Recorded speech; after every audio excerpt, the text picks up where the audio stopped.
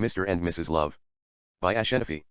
EXT Los Angeles Bank, open garage, day. We see a 2015 black Mercedes-Benz GL550 at the open parking garage of a commercial bank and a local shopping center. Through the front window, we see Mickey Love, 28, sitting behind the wheel, and Mary Anderson, 25, sitting halfway in the passenger seat. They are joining lips to lips in a long intimate kiss. Int. Mercedes, day. Mickey and Mary continue to make out with kisses as if their lips were made from sugar and honey. There is an open laptop on the back seat of the car. There is nothing known about these two heartthrobs at this point. Nevertheless, if one can say about Bonnie and Clyde were the most fascinating double act that the 20th century has ever witnessed, Mickey and Mary certainly would fit the classic antidote of twosome of the modern era. In fact, they are two of the most glamorous computer hackers that the world has ever seen. They finally part their lips. Mickey, you know how we talked about if we made $10 million. Gives her a soft kiss on top of her lips, how we should get married and all. Mary, but you always end up spending the money buying me expensive jewelries and taking me to expensive places. They exchange soft kisses. Mickey, I know, looks at her left ear. What's that? Mickey rubs her ear. Mary under her breath, what? Out of nowhere appears a diamond ring on Mickey's hand like magic. Mickey, will you marry me? She is surprised. Mary, yes. Mary gives him her fingers. Mickey puts the ring on her ring finger. They kiss French. On the soundtrack, Sign Your Name by Terence Trent D'Arby plays melodiously. She then parts her lips, opens his belt. He assists her. They kiss more intimately. She removes her underwear and throws it out of the car. He pushes the seat back, removes his pant completely, and puts it in the back seat. She gets on top of him. They kiss seductively, and begin to make love. Close up, Mickey and Mary. Mary is bouncing up and down like a ballerina caught on fire. Mickey lets her float. Mickey then grabs his laptop from the back seat as they continue to have sex. He puts it on the divider, between the driver and passenger seats. He clouts the keyboard, hacking the bank nearby. Mary kisses him. He kisses her as well while hacking the bank. Mickey focuses back on the sex, squeezes Mary's buttocks and slaps them as she continues to bounce like a sex goddess. Mickey then presses enter button, completing the hack without looking at the laptop, and comes inside her as she reaches climax. Close up, Mickey and Mary. They take deep breaths with sexual gratification and kiss French lasciviously. EXT Resort, Wedding Chapel, day. It's a small wedding chapel next to a lake. Mickey, wearing a black tuxedo, and Mary, wearing a sexy wedding gown, stand in front of a priest. Mickey takes out 2 rings out of his pocket. He gives Mary one of the rings. Priest, bless these rings, that those who give them and those who wear them may abide in peace and love. To Mickey. Repeat after me. This ring I give you, as a sign of my constant faith, and abiding love. Mickey, this ring I give you, as a sign of my constant faith, and abiding love. Priest, with this ring, I thee wed. Mickey, with this ring, I thee wed. Mickey puts the rings on her ring finger. Priest, to Mary repeat after me. This ring I give you, as a sign of my constant faith, and abiding love. Mary, this ring I give you, as a sign of my constant faith, and abiding love. Priest, with this ring, I thee wed. Mary, with this ring, I thee wed. She puts the ring on his ring finger. Mickey and Mary kiss. Priest, off screen you may now kiss the bride. Close up, Mickey and Mary. They kiss more intimately. Fade to, black. Credit sequence. Mr. and Mrs. Love. Fade in. Int. Resort, elevator, corridor, night. The elevator's doors open at the 15th floor, revealing Mickey and Mary kissing. Mickey picks her up. They step out of the elevator. They move down the corridor, joining lips to lips, and come up to suite 1522. Mickey inserts a card and opens the door. Int. Resort, suite 1522, night. Mickey and Mary enter the room. He closes the door with his foot and carries her to the bed. They come up to the bed and fall on a luxurious mattress as they continue to kiss. She spins and gets on top of him. Close up, Mickey and Mary. They kiss French. She then parts her lips. Mary, softly Mickey. Mickey, under his breath, what is it, sweetheart? Mary, I don't want to sound like one of those girls in PG-13 romantic comedy, but how much do you love me? Mickey, a lot. Mary, what's a lot? Mickey, a lot, like all the subatomic particle in the universe multiplied by infinity. She smiles in beauty. They continue to make out with kisses. Int. Hotel, ballroom, night. On the stage, Captain James McCarty, 50, the director of FBI, gives speech to a gathered crowd and special guests, who are sitting at the tables with glasses of champagnes and listening to what James McCarty has to say. Captain McCarty, today, we are facing a new terror. Hackers not only disrupt network connection but they also break computer systems, downloading illegal documents, and stealing government properties to immobilize national security. We see Olivia Jones, 32, one of FBI best, sitting at a table with Special Agent Robert McCoy, 42, Agent Mark Johnson about 35 and Agent Jessica Smith, 28. Captain McCarty, and by giving prosecutors more tools to fight these computer predictors at the highest level, we are protecting our country from financially viable catastrophe and nationwide calamity. Olivia turns her eyes and looks at a good-looking man, Agent David Scott, 33, who is sitting with fellow agents across Olivia's table. He catches her eyes. She quickly turns her eyes, and acts like she seems to be listening to Captain McCarty as he continues to give speech. Captain McCarty, in conclusion, will continue to protect our citizens from these predators who think they are above the law, to root out their stratagem and hoax, bring them to justice wherever they make bitter, and make computer crime utterly unacceptable, for all time. Thank you very much. The crowd claps. Captain McCarty looks at Olivia. Int. Hotel, reception, later. The guests are partying, dancing, drinking champagnes, and mingling. Olivia stands at the bar with a glass of champagne. She is talking to Special Agent Robert McCoy. Robert, I heard you got back with Frank. Olivia, it's one night stand. Robert, in America, one night stand is considered as guilty pleasure. But in France, it's a cigarette break. Olivia, it's just good old-fashioned sex with no strings attached. Robert, I am not judging you. But did you have fun? Olivia, it is not like what you think. Out of nowhere come Captain McCarty and David and joins Olivia and Robert. Captain McCarty, I want you to meet Agent Scott. This is Agent Jones. David gives Olivia his hand to shake. David, David. Olivia takes his hand greeting. Olivia, Olivia. David, nice to meet you. Captain McCarty, he'll join us officially, starting tomorrow. He just transferred from New York Cyber Task Force 2 days ago. Captain McCarty sees an attendant walking by while carrying glasses of champagnes on a tray. Captain McCarty stops him. Captain McCarty, here. Captain McCarty takes a glass. David grabs a glass as well. The attendant forwards the tray towards Special Agent Robert McCoy and Olivia. Robert puts his drink on the table and grabs a glass. Olivia lifts her glass as if she were saying I am okay. Olivia, thanks. The attendant nods sure and walks away. Captain McCarty, there are two kinds of people in this world. Those who drink till their eyes turn to red and call themselves citizens of the world. And those who drink till their livers turn to green and call themselves Celtic. The question is, which one are you? Robert, I think I fall in the category of those who drink till their livers turn to green and call themselves Celtic. I was born and raised in Boston, Massachusetts, drinking Chivas Regal and Jameson Irish whiskies. They will never let you down. Captain McCarty, you should save that story for St. Patrick Day. I left Ireland at the age of 12 and came to Hingham, Massachusetts with my parent in 1978. Later, my father died with liver failure. And my mother followed him with stomach cancer. But somehow, miraculously, I managed to stay alive all these decades, drinking Midleton very rare and green spot of pure pot still Irish whiskey, the finest whiskey in the world, that simply makes all alcoholic beverages and the champagne holy water. Robert, that doesn't impair your judgment. Captain McCarty, just a little secret that my parents taught me while I was growing up in Dublin. Anyway, what was I saying beforehand? Robert, you were introducing us Agent Scott. Captain McCarty, yes. Agent Scott. This is Special Agent McCoy, the head of the Cybercrimes Task Force. Robert, we met earlier. To David, welcome to the unit. David, thanks. David and Robert shake hands. Captain McCarty, to Olivia, you might be the best we got. But he's the one who tracked down one of the sliest computer hacker in cyber world. Dmitry the Black Magic Zirko, and brought him to justice. Olivia and David look at each other. Captain McCarty, let's cheer for the best cyber action team in the nation. They all cheer and take sips. Int. Sweet, morning. Mickey and Mary are sleeping. On the soundtrack, If You Knew by Nina Simone plays melodiously. Mickey opens his eyes and looks at Mary, who is sleeping on his arm. He kisses her on the lips, slowly slides his arm, gets up from the bed, and walks toward the bathroom, leaving Mary on the screen. Close up, Mary. She looks like Sleeping Beauty, innocent and lovely. We stay with Mary for a bit. Bedroom. Mickey then returns to the bedroom with a piece of tissue. He comes up to Mary, tears the tissue into a tiny bit, rolls it and circles the tissue in her ear. Mary rubs her ear with irritation. Mickey smiles silently. Mary remains asleep. Mickey rotates the tissue in her ear again. Mary rubs her ear repeatedly as if a fly crawled in her ear. Mickey laughs with his hand on his mouth silently, without waking her up. He then circles the tissue in the edge of her nose. She rubs her nose with exasperation. Mickey laughs.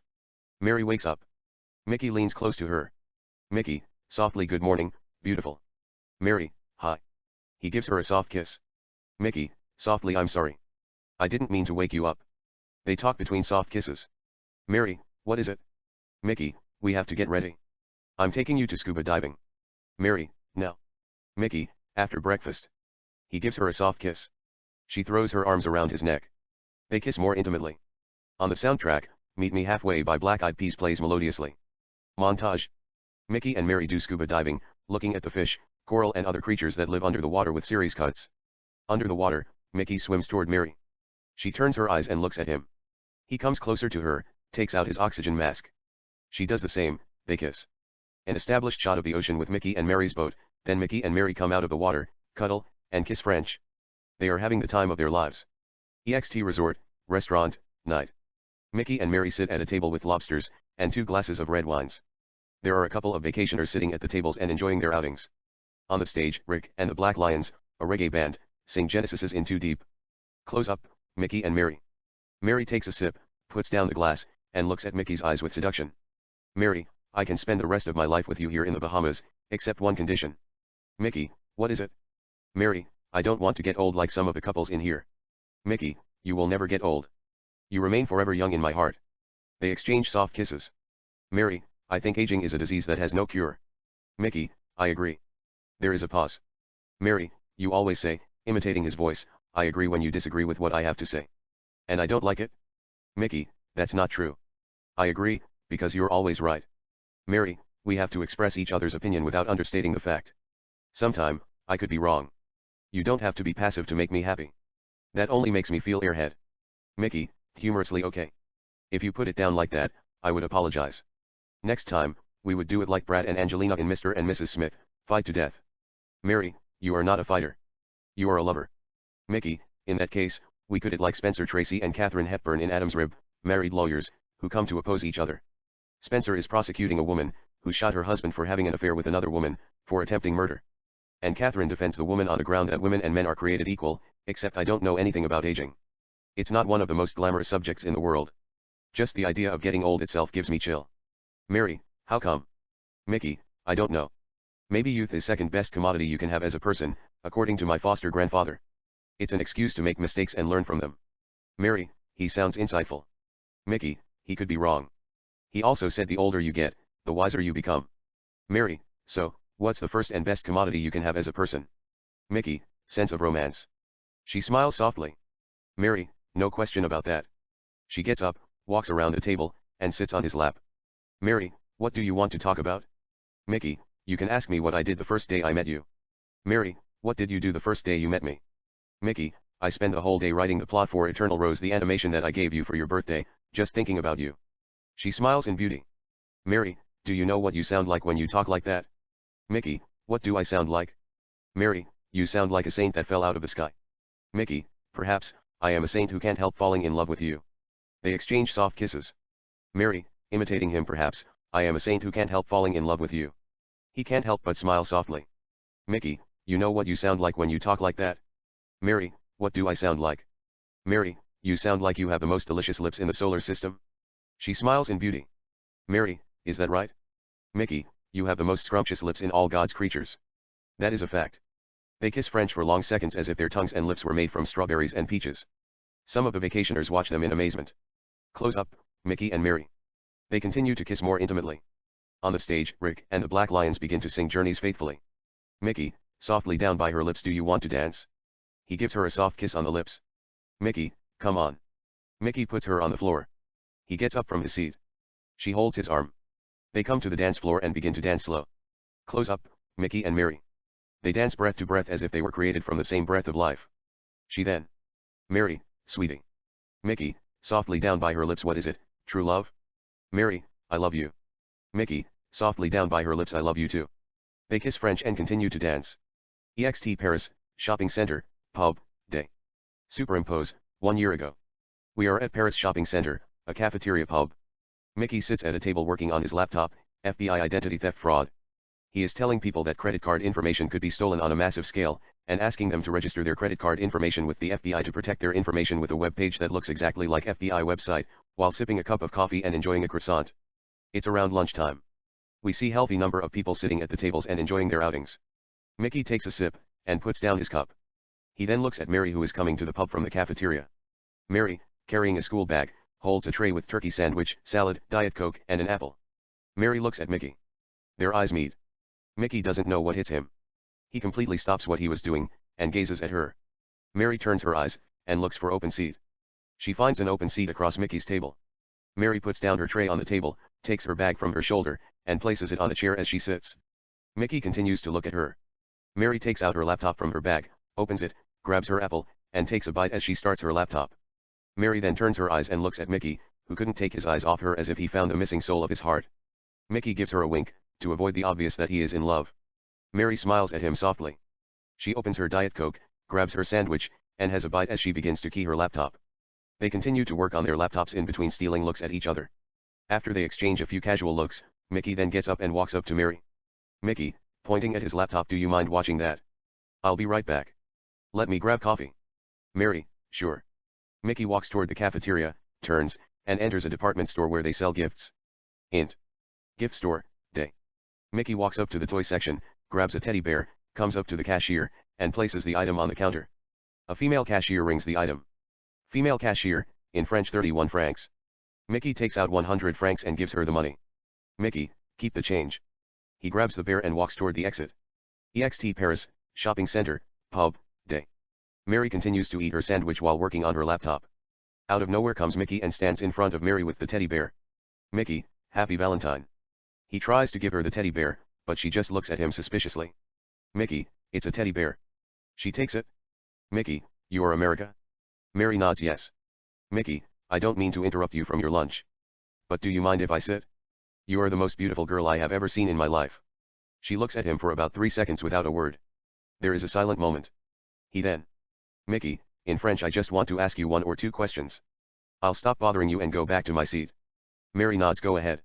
He sits and gazes at her eyes. She knows he's mesmerized by her. Just her natural beauty makes an innocent man a pure killer. Simultaneously, he knows she's attracted to him as well. He has first-class charisma. No girl in the right state of mind has ever resisted his charm. She then. Mary, in French, what's it? Mickey, in French, are you free tonight? Mary, in French, why did you ask? Mickey, I want to take you out dinner. She looks at him without answer for a long second. He then. Mickey, in French, I promise I won't let you down. She gives him a soft seductive smile. Int. Restaurant, night. Mickey and Mary sit at a table with glasses of red wines and seafood at a famous French cuisine. On the stage, Marta, 28, sings Edith Piaf's La Vie en Rose. Mary, what do you do? Mickey, I do animation. Mary, what kind of animation? Mickey, computer graphic and comic strip. Basically, I design, draw, and tell story. Mary, I'm a big fan of comic strips. But it must be complicated inventing all those characters and writing dialogues. Mickey, no, it's not that hard. You just create a superhero first.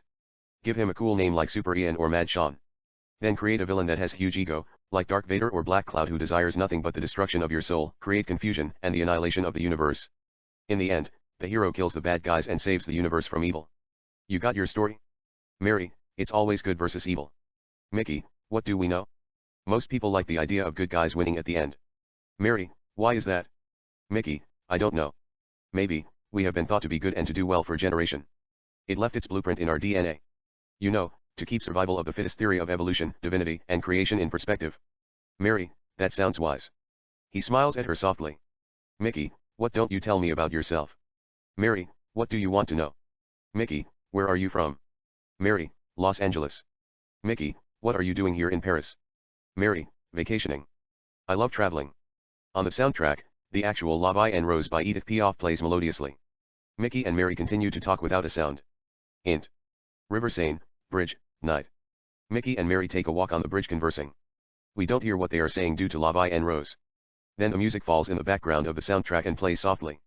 Mary, sometimes, we got caught up with things that are mediocre. We forget we are here in this world to have fun, relax, and make the most out of it. Mickey, I hear you.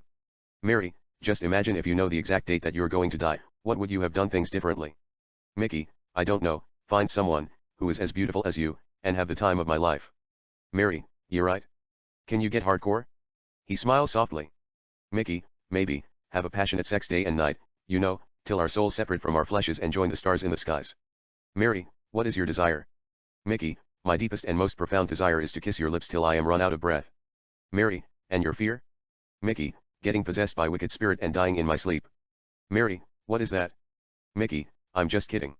My fear is falling short of my expectation due to personal demons that I can't control, forces beyond my understanding. Mary, what do you mean by forces beyond your understanding? Mickey, it's nothing. I want to do something exceptional with my life. You know, to fall in love with someone unbelievably beautiful like you. Take her to be my partner in life, and my one true love, to have and to hold. For better or for worse, for richer, for poorer, in sickness and in health, to love and to cherish, from the day forward until love do us part. Mary, that's as scary as it gets. He smiles softly. They stand lips to lips. Mickey, what is your fear? Mary, to find myself falling in love with someone that doesn't appreciate me for who I am, obsess about him in vain, and feel hopeless. Mickey, your deepest desire? Mary, to fall head over heels in love with someone as sexy and handsome as you, and having mind-boggling sex for days. Mickey, softly down by her lips, you got me. They kiss French. On the soundtrack, Edith Piaf's La Vie en Rose plays with full volume. Int. Paris Hotel, bedroom, night. Mickey and Mary make love with Edith Piaf's La Vie en Rose. It's steamy, seductive, and passionate. We stay with them with series cuts as they go at it with various sexual positions. Int. Paris Hotel, bedroom, later. Mickey sits on the bed leaning against the frame. Mary is next to him with her head resting on his chest. He is showing her his comic strip, a series of animation, in his laptop and telling her story with one click after another click. Mickey, the good guy name is Ian. Aliens abduct him when he is 4 years old and perform a serious experiment on his brain and internal organs. But at the experiment, his heart stops and dies at the scene. The aliens then take out his heart and replaced it with a genetic engineer heart that they extracted from Phoenix and saber-toothed cat millions of years ago, bring him back to life, and return him home safe. Later, Ian finds out that he has special power like super speed, amazing reflection, extraordinary sight, and exceptional strength. And as he gets mature, he begins to fight crime and saves people's lives, while going through a series of metamorphosis, transforming into half human and half beast. He gets kick-ass name Super Ian, lives a normal life disguised as ordinary man in the daytime, working at a software company where they code human genome, and fights crimes as a superhero at night. Meanwhile, he falls in love with a beautiful girl named Mary, who is a reporter, following his superhero story. Ian saves her life from the bad guys, who comes to rob a local bank where she is waiting to cash her check. Later, Ian and Mary go out, movie and dinner. They take a walk in the park and kiss in the bridge. Shortly, they get interrupted by Tyler X, the main villain, who calls himself T-Rex, and his gangs. Tyler confronts Ian for coming between his illegal operation that consists of robbing banks, drug trafficking, murder, extortion, and others. However, Ian kicks their asses and walks away with Mary. We see how the action played out in Mickey's laptop. Mickey, next, Tyler sends Mosquito, a femme fatale, who has the power to lure people with her magnetic allure. She seduces Ian, who thinks she is up to no good. Nonetheless, Ian resists her. Yet she drugs him, steal his secret, and give it to Tyler, who has unappeasable desire to destroy the world. Tyler then kidnaps 5 of the leading scientists in the world, brings them into a lab, asks them to extract Tyrannosaurus and Pterodactylus DNAs, and inject it into his system. They do what he told them.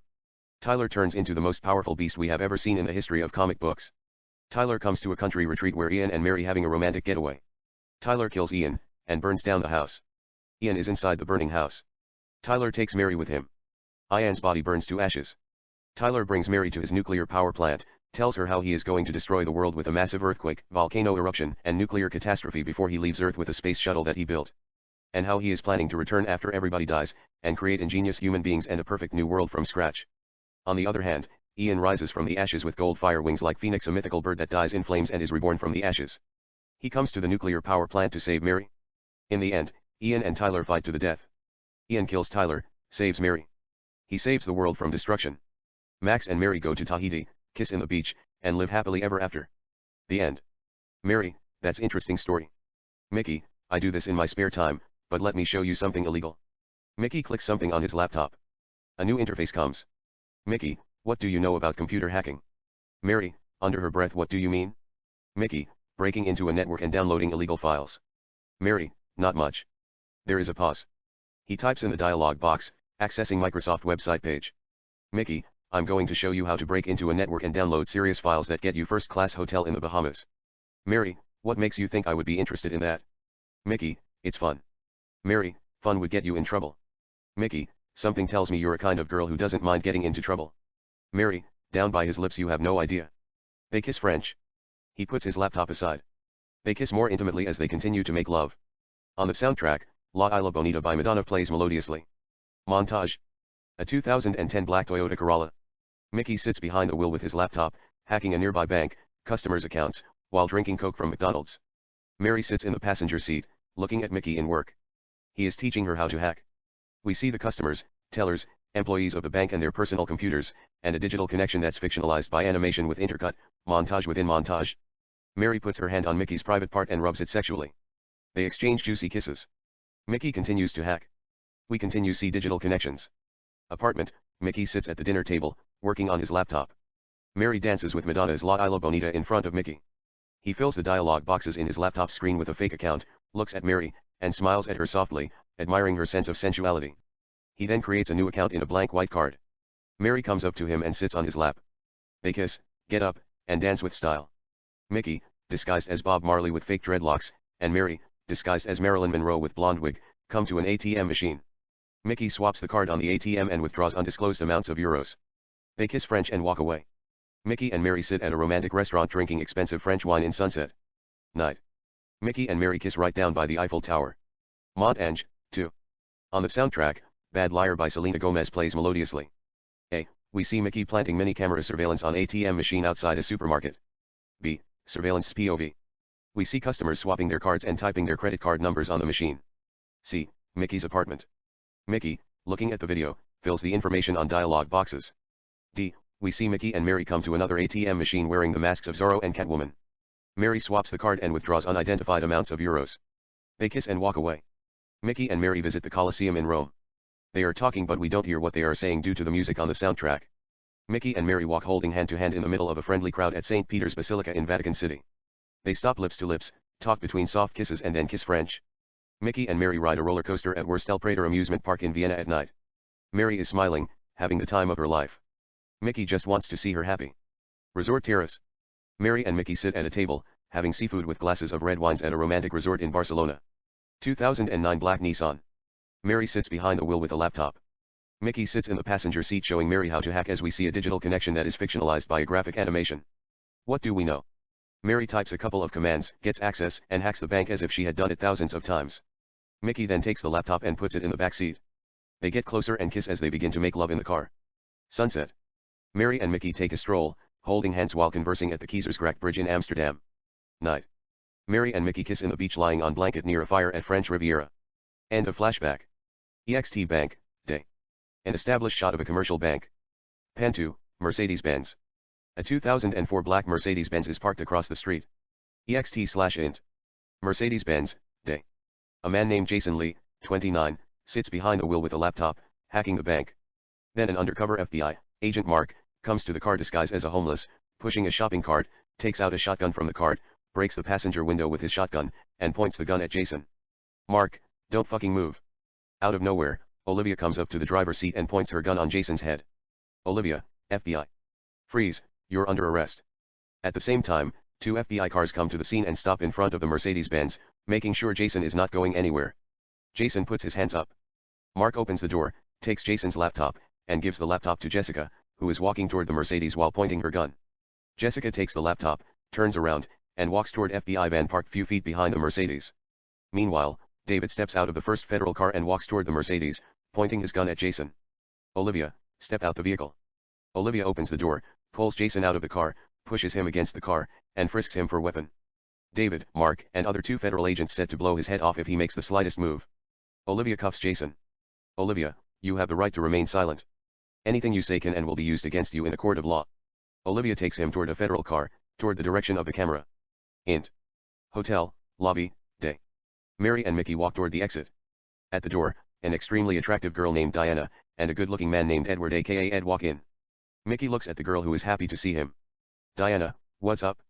Mickey, hi. They hug and kiss on the cheeks. Diana, what are you doing here? Mickey, we're in honeymoon. Holds Mary's hand. This is my wife Mary. Diana. Diana, hi. Diana gives her hand in greeting. Mary, hi. Mary takes Diana's hand. They shake hands greeting. Diana, nice to meet you. Diana, holds Edward's arm. This is my fiancé Ed. Mickey. Edward, hi. Mickey, hi. Edward and Mickey shake hands greeting. Edward gives Mary his hand. Ed, Edward Johnson. Mary takes his hand, greeting. Mary, Mary love. Diana, what are you up to? Mickey, we were about to go visit Pearl Harbor, kind of in a rush. There is a taxi, waiting for us outside. Diana, let me not hold you. I'll see you around. Mickey, bye. Diana, to Mary congratulation. Mary, thanks. Mickey nods to Edward, bye. Edward returns his nod bye. Mickey and Mary exit as Diana and Ed walk toward the main lobby. EXT Hotel, night. Close up, Mickey and Mary. Mary, who is she? Mickey, she is my ex. Off her look. We dated few years back till she moved to Chicago. We then decided to call it off as a result of things that come with a long relationship. Mary, which is? Mickey, you don't want to know. Mary, I want to know everything that comes with a long relationship. Mickey, humorously pain and despair. She smiles softly. Mickey cuddles and kisses her on the cheek. Mickey and Mary come up to a taxi that has been waiting for them. Mickey opens the taxi's door and lets Mary enter first. Mary gets in. Mickey follows her. He sits next to her and closes the door. The taxi drives away. EXT Street, day. Mickey and Mary ride a motorcycle down the street in the city of Pearl Harbor without helmets. Mobile gas station. Mickey and Mary come to a gas station and pull the motorcycle next to the gas pump. Mickey, let me get gas. They get off the motorcycle. He gives her soft kiss on the lips. Mickey, wait here. I'll be right back. Mary, I'm coming with you. Mickey, okay. He gives her his hand. She takes his hand. They walk toward the gas station store, holding hands. Mary, I hope they got a can of Diet Coke. I'm thirsty like a street cat named Desire that got lost in the desert. Mickey can't help but smile softly. He lets her hand go, cuddle, and kisses her on the cheek as they continue to walk toward the gas station. Int. Gas station, store, day. A young man named Roger stands behind the counter, looking at a fashion magazine. Mary and Mickey step in. Roger looks at them suspiciously if they come to rob the place or to buy the gas station itself. They look gorgeous together. Mary walks toward the refrigerator. Mickey comes to pay at the counter. He takes out his wallet and pulls $50. Mickey, give me $20 gas, wait. Mickey turns and grabs 2 Sun Chips from the shelf, walks toward Mary, who is getting Diet Coke from the refrigerator. Mickey, do you want some snack? Mary, no thanks. I'm fasting. She grabs 1 little Diet Coke. He grabs a Monster Energy from the refrigerator. Mickey, you're fasting. You skip breakfast. A bag of Sun Chips won't hurt. Mary, I'm okay. I have to watch my figure. He gets closer. Mickey, is that supposed to be a joke? You're slender as a girl can get. You make Venus a mediocre. He cuddles her on the waist and gives a soft kiss on the lips. They come to the registration, holding side by side. Mickey puts the chips and Monster Energy on the counter. Mary places her soda on the counter as well. Mickey, are you sure you don't want anything? Mary, I am cool. I have to watch what I put in my belly. I don't want to get fat. Or I'll feel less sexy. Mickey, sweetheart, you are what the stars in the skies call soul. And when you are with me, you don't have to worry about feeling less sexy. I'll always love you just as you are. They kiss.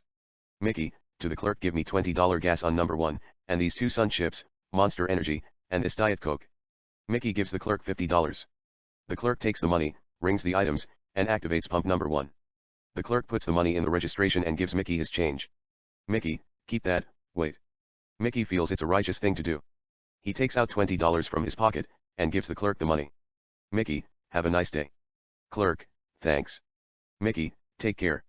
Mickey throws his arm around Mary's waist as they walk toward the exit, cuddling. Mickey, you are the most beautiful girl in the world. Don't let anybody tells you different. He kisses her on the lips. She kisses him. They kiss more alluringly as they walk toward the exit. EXT gas station, day. Mickey and Mary exit and walk toward their motorcycle. On the soundtrack, Viva La Vida by Coldplay plays melodiously. Mickey takes the pump and fills the tank with gas as Mary drinks her soda. They talk without a sound. We don't hear what they are saying due to the music on the soundtrack. Mickey finishes filling, and returns the pump on the fuel dispenser. Mickey tells Mary something romantic. She smiles in beauty and says something sweet. They talk between soft kisses, and kiss French. They get on the motorcycle and ride down the street. Montage. Motorbike. Mary, her arms around Mickey, and Mickey, his hands on the wheel, continue to ride down the road. A. Mickey and Mary visits Pearl Harbor, USS Arizona Memorial National Park and a couple of historical exhibits. B. They look around Pearl Harbor Naval Base headquarters of the USA Pacific Fleet. Mickey and Mary ride 2 water motorcycles on the Pacific Ocean, enjoying the outings in Honolulu Beach. Mickey and Mary take a walk on the shore, holding hands. They are talking. But we don't hear what they are saying due to the music on the soundtrack. Mickey, standing behind the wheel, and Mary, standing next to Mickey, ride a motorboat 200 miles per hour, flying down the ocean. Beach. Mickey chases Mary down the shoreline. He catches her, carries her on his shoulder, and takes her into the water as she screams, laughing. He brings her down. They fall by the water. She gets on top of him. They kiss French. Mickey rolls over with Mary and gets on top. They kiss more lusciously as if their lips made of wild strawberries. Yacht. Mickey and Mary are fishing in the middle of the ocean in the sunset. Mary throws away the rod in the ocean as if she were saying hell with it, comes up to Mickey, wraps her arms around his neck. Mickey drops his rod, and enfolds his arms around her as they talk between soft kisses. They then kiss French. Close up, Mary and Mickey. They kiss more intimately. Int. Hotel, restaurant, night. It's a 5-star wine restaurant. They don't really serve real food, but they got the finest wines that the world has to offer. While the place is filled with glamorous vacationers, the head waiter escorts Mary, who is wearing a dazzling red Versace gown, and Mickey, who is wearing a shirt and trouser, to their table. Mary and Mickey sit on the sofa next to each other. The head waiter gives them 2 menus and walks away. Mary and Mickey look at the menus. In the meantime, Mary looks at Diana, who just enters the restaurant with Ed. Mary, here comes your ex. Mickey looks at them. Mary waves her hand, hi. Diana waves at her back and excuses the head waiter. Ed and Diana walk toward where Mary and Mickey sit at. Mickey and Mary get up. Diana, hi. Mary, hi. Mary and Diana kiss on the cheeks. Ed, hi. Mickey, hi. Ed and Mickey shake hands. Diana, to Mickey, what's up? Mickey, nothing much. Diana and Mickey kiss on the cheeks. At the same time, Jake and Mary say, hi and shake hands. They all greet. Diana, when did you get here? Mary, just now, not even a minute. Diana, do you mind if we join you? Mary, not at all. Diana and Ed sit at the sofa in front of Mary and Mickey. Diana, to Mickey, this place looks exactly like Rose Hart that you took me few years back for our first date at Beverly Hills. Mickey, a little bit. Diana, I hope they got Pinot Noir. Mickey gives her the menu. She takes the menu and shares it with Ed. A waitress named Valerie approaches their table. Valerie, how may I take your order? Mary, I'll have a glass of Italian red wine. Brunello di Montalcino. Mickey, same. Valerie looks at Diana and Ed. Diana, red Burgundy. Pinot Noir. Ed, cognac. Ed gives Valerie the menu. Mickey takes the other menu and gives Valerie the menu as she reaches her hand. Valerie, thanks. Mickey nods sure and whispers "you're welcome" under his breath. Valerie gives him a soft beautiful smile and walks away. Diana, did you have fun at the Pearl Harbor? Mickey, yes, we did. Diana, how was it? Mickey, it was nice. We went USS Arizona Memorial National Park and Pearl Harbor Naval Base, headquarters of the USA Pacific Fleet, and other places. On the soundtrack, Stairway to Heaven by Led Zeppelin plays melodiously. They continue to talk without a sound. Int. Bar, Los Angeles, night. David sits at the bar with a glass of whiskey. We see a couple of customers enjoying their outings. At the entrance, Olivia walks in. David looks at her. She comes to the bar. Olivia, hi. David, hi. A bartender named Vaughn, who happens to be standing behind the counter, nearby, and serving customers, looks at her. Vaughn, what can I get you? Olivia, scotch. She sits next to David. Olivia, what's up? David, nothing much. Olivia, how are you? David, I'm fine. Olivia, you look sad. David, I'm not sad, just thinking about my ex. She's getting married this Saturday. And as confused as a hungry baby in a topless bar, I am invited to the wedding. Olivia can't help but smile softly. Vaughn puts her drink in front of her. Olivia, thanks. Vaughn nods his head, sure, and walks away. Olivia takes a sip and puts down her glass. Olivia, are you going? David, I doubt it. Humorously. I don't want her to think I'm planning to kill her and dump her body in the river. Olivia gives him a seductive soft smile. Olivia, so, do you want to change the subject and talk about something else? David, what do you want to talk about? Olivia, you can start with things that turn you on. David smiles softly. David, your eyes turn me on like crazy. She smiles in beauty. On the soundtrack, Led Zeppelin's Stairway to Heaven plays with full volume. David and Olivia continue to talk without a sound. Int. Hotel, restaurant, night. Mary, Diana, Mickey, and Ed are in the middle of conversation, but we don't hear what they are saying due to music on the soundtrack. Their drinks are already served. Then the music on the soundtrack falls in the background. Diana, he then took me to the Grand Canyon skywalk in the middle of the night.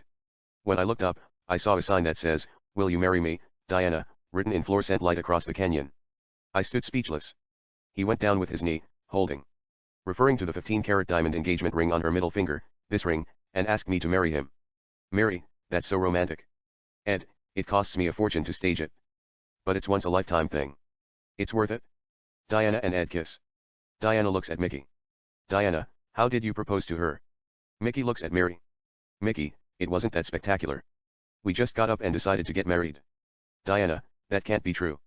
Mary, it was not that extraordinary. We just arrived at a decision, it was time to tie the knot. Diana, you've got to make up to her, like jumping off the bridge with a parachute, driving a convertible like that action movie we watched together, XXX. Diana gives Mary a wink and looks at Mickey with seduction. Mickey, I'll think about it tonight. They all have small laugh. There is silent moment. Diana grabs her drink and takes a sip. She then. Diana, anyway, my friend is throwing a small barbecue party at the beach. You are welcome to join us. Mickey looks at Mary.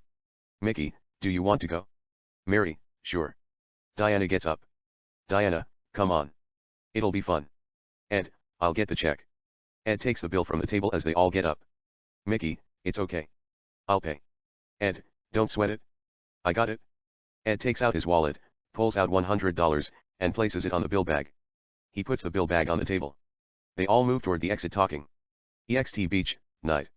We see a gorgeous girl named Emily Dean, 24, and two guys Tony, 30, and Matt, 31, preparing barbecue in the beach fire. Tony and Matt are partners.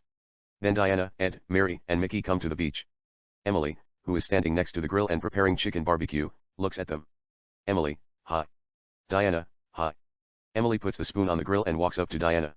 Emily and Diana kiss on the cheeks. Emily, to Ed, what's up? Ed, hi. They kiss on the cheek. Diana, Mr. and Mrs. Love, this is Emily. Emily, hi. Emily gives Mickey her hands. Mickey, hi. Mickey takes Emily's hand. They shake hands greeting. Emily, to Mary. Emily. Mary, Mary. Mary and Emily shake hands and kiss on the cheeks. Emily, nice to meet you. Mary, thank you. It's very nice to meet you as well. Diana, they just got married. They are here in honeymoon.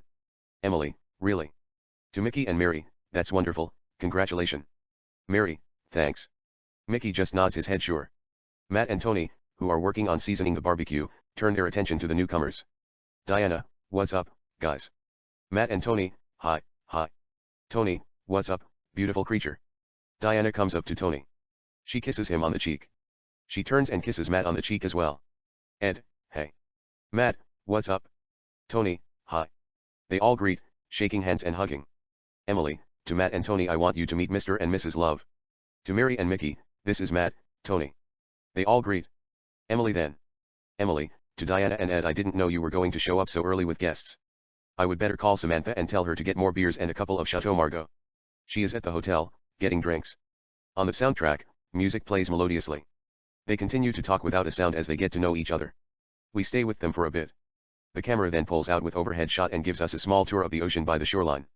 Beach bonfire, barbecue, later. Mary, Mickey, Diana, Ed, Emily, Tony, Matt, and an extremely attractive girl named Samantha sit around the fire and talk about computer, religion, the universe, and other things, while enjoying chicken barbecue and glasses of wines.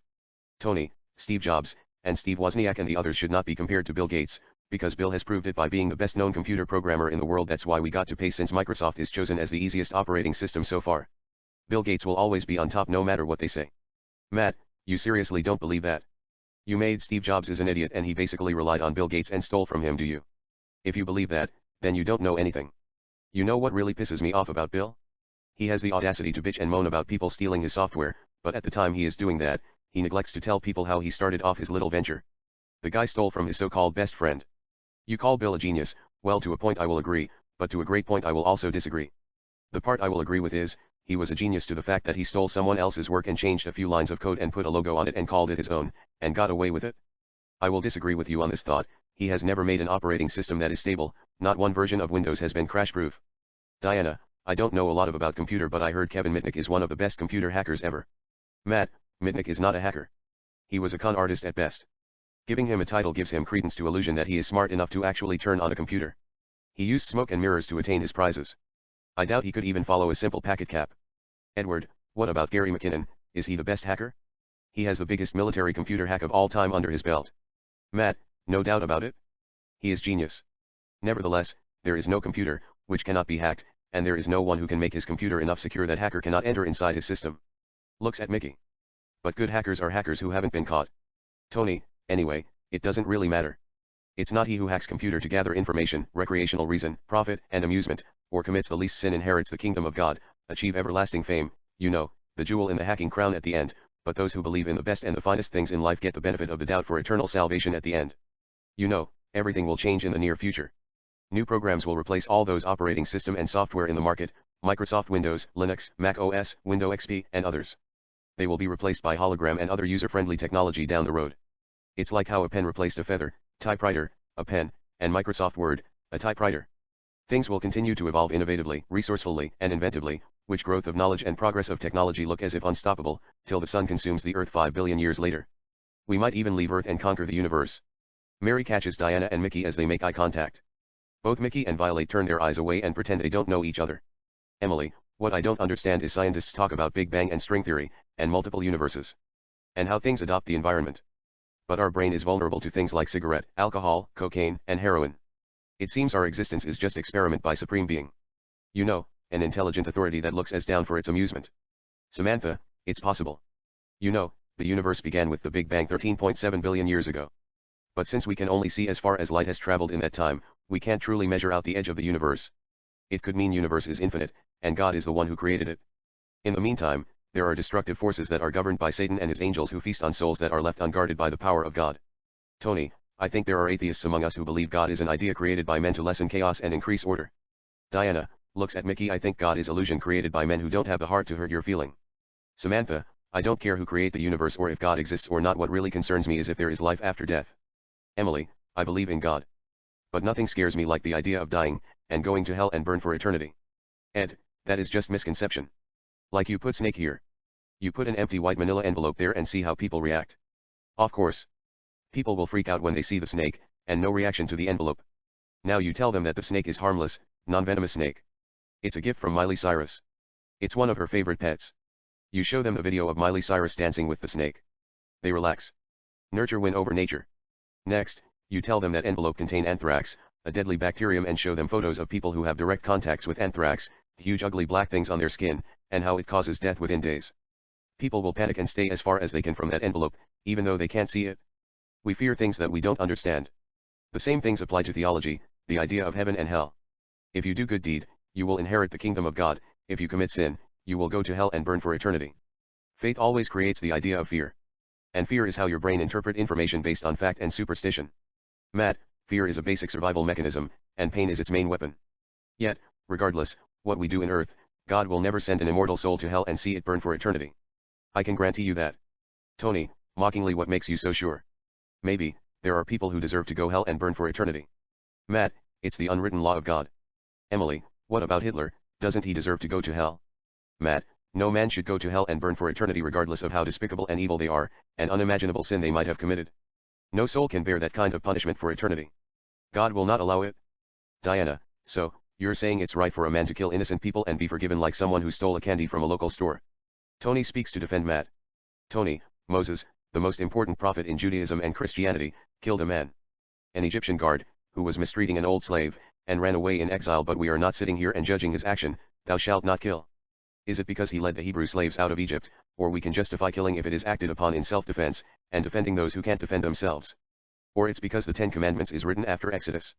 Samantha, Hitler sent innocent children, women, and men into the gas chambers for no reason. He committed the crime of the centuries. And you guys sit here and compare him with Moses. Tony, no, I am not comparing him to anyone. What I am saying is if you make a time machine that travels through time and give me a gun to shoot Hitler with the knowledge that he's going to commit the crime of the centuries, I'll bury a bullet between his eyes without hesitation. But I agree with Matt. Even though I am so-called atheist, I won't condemn his soul to hell and watch it burn for eternity. That doesn't justify anything. Diana, so, you believe he should go to heaven, sit next to Mother Teresa, who spent all her life, helping the poor and the underprivileged, and praise the Lord. Tony, that will put some Jews for Jesus off guard and might fire up Mel Gibson natural instinct, you know. He will kidnap Shia LaBeouf and nail him on the cross at his backyard. They all laugh. I mean, if you let Hitler in heaven, Satan will have a field day in Vatican City. And Mad Max might just get along with the Jews, gay, and lesbian community, except burning crosses occasionally for Ricky Martin's birthday to keep things on an even keel. They laugh more. Diana, Madonna might approve the burning cross for every person she had sex with as an act of love, peace, and justice, except for Guy Ritchie who treated her unfair. Tony, she's what I call a goddess, redeemer of sin and saver of souls. I met her in London 5 years ago. Regardless of her age, she still got it, the modern day of Marilyn Monroe. Diana, she is nowhere close to Marilyn Monroe. Madonna is nothing but a slut. She uses her fame to exploit men. Marilyn Monroe is a class act. Even though, they said she died from an overdose of barbiturates, drugs that were supposed to act as depressants, she died with broken heart. Matt, I think John and Robert Kennedy have something to do with her death as well as CIA and Mafia. You know, it was in early 60s, a period that's in the wake of social revolution. And she was a sex symbol. They might have killed her to stop social change and to cover up a relationship between a public figure and an icon. Samantha, it's possible. Emily, she was totally mesmerizing in Some Like It Hot with Tony Curtis and Jack Lemmon, but I didn't know how good she was till I saw her in Niagara and the Misfits with Clark Gable. Samantha, the American Film Institute ranks her the 6th greatest female star of all time. But, did you guys notice every time Marilyn Monroe talks, She talked like as if she were having orgasm, like in the 7-Year Itch with Tom Ewell. Imitating Marilyn, isn't it delicious? They have small laughter. Diana looks at Mickey. She takes a big sip from her wine. Diana, talking about orgasm, I have a confession to make. It was with Mickey that I had the best sex of my life. Tony, we don't believe you. Diana, he knows every position that's written down in Kama Sutra. They all laugh. Mickey looks at Mary with soft smile. But we can tell she is not too happy about it. Tony, to Mary, is that how he gets down?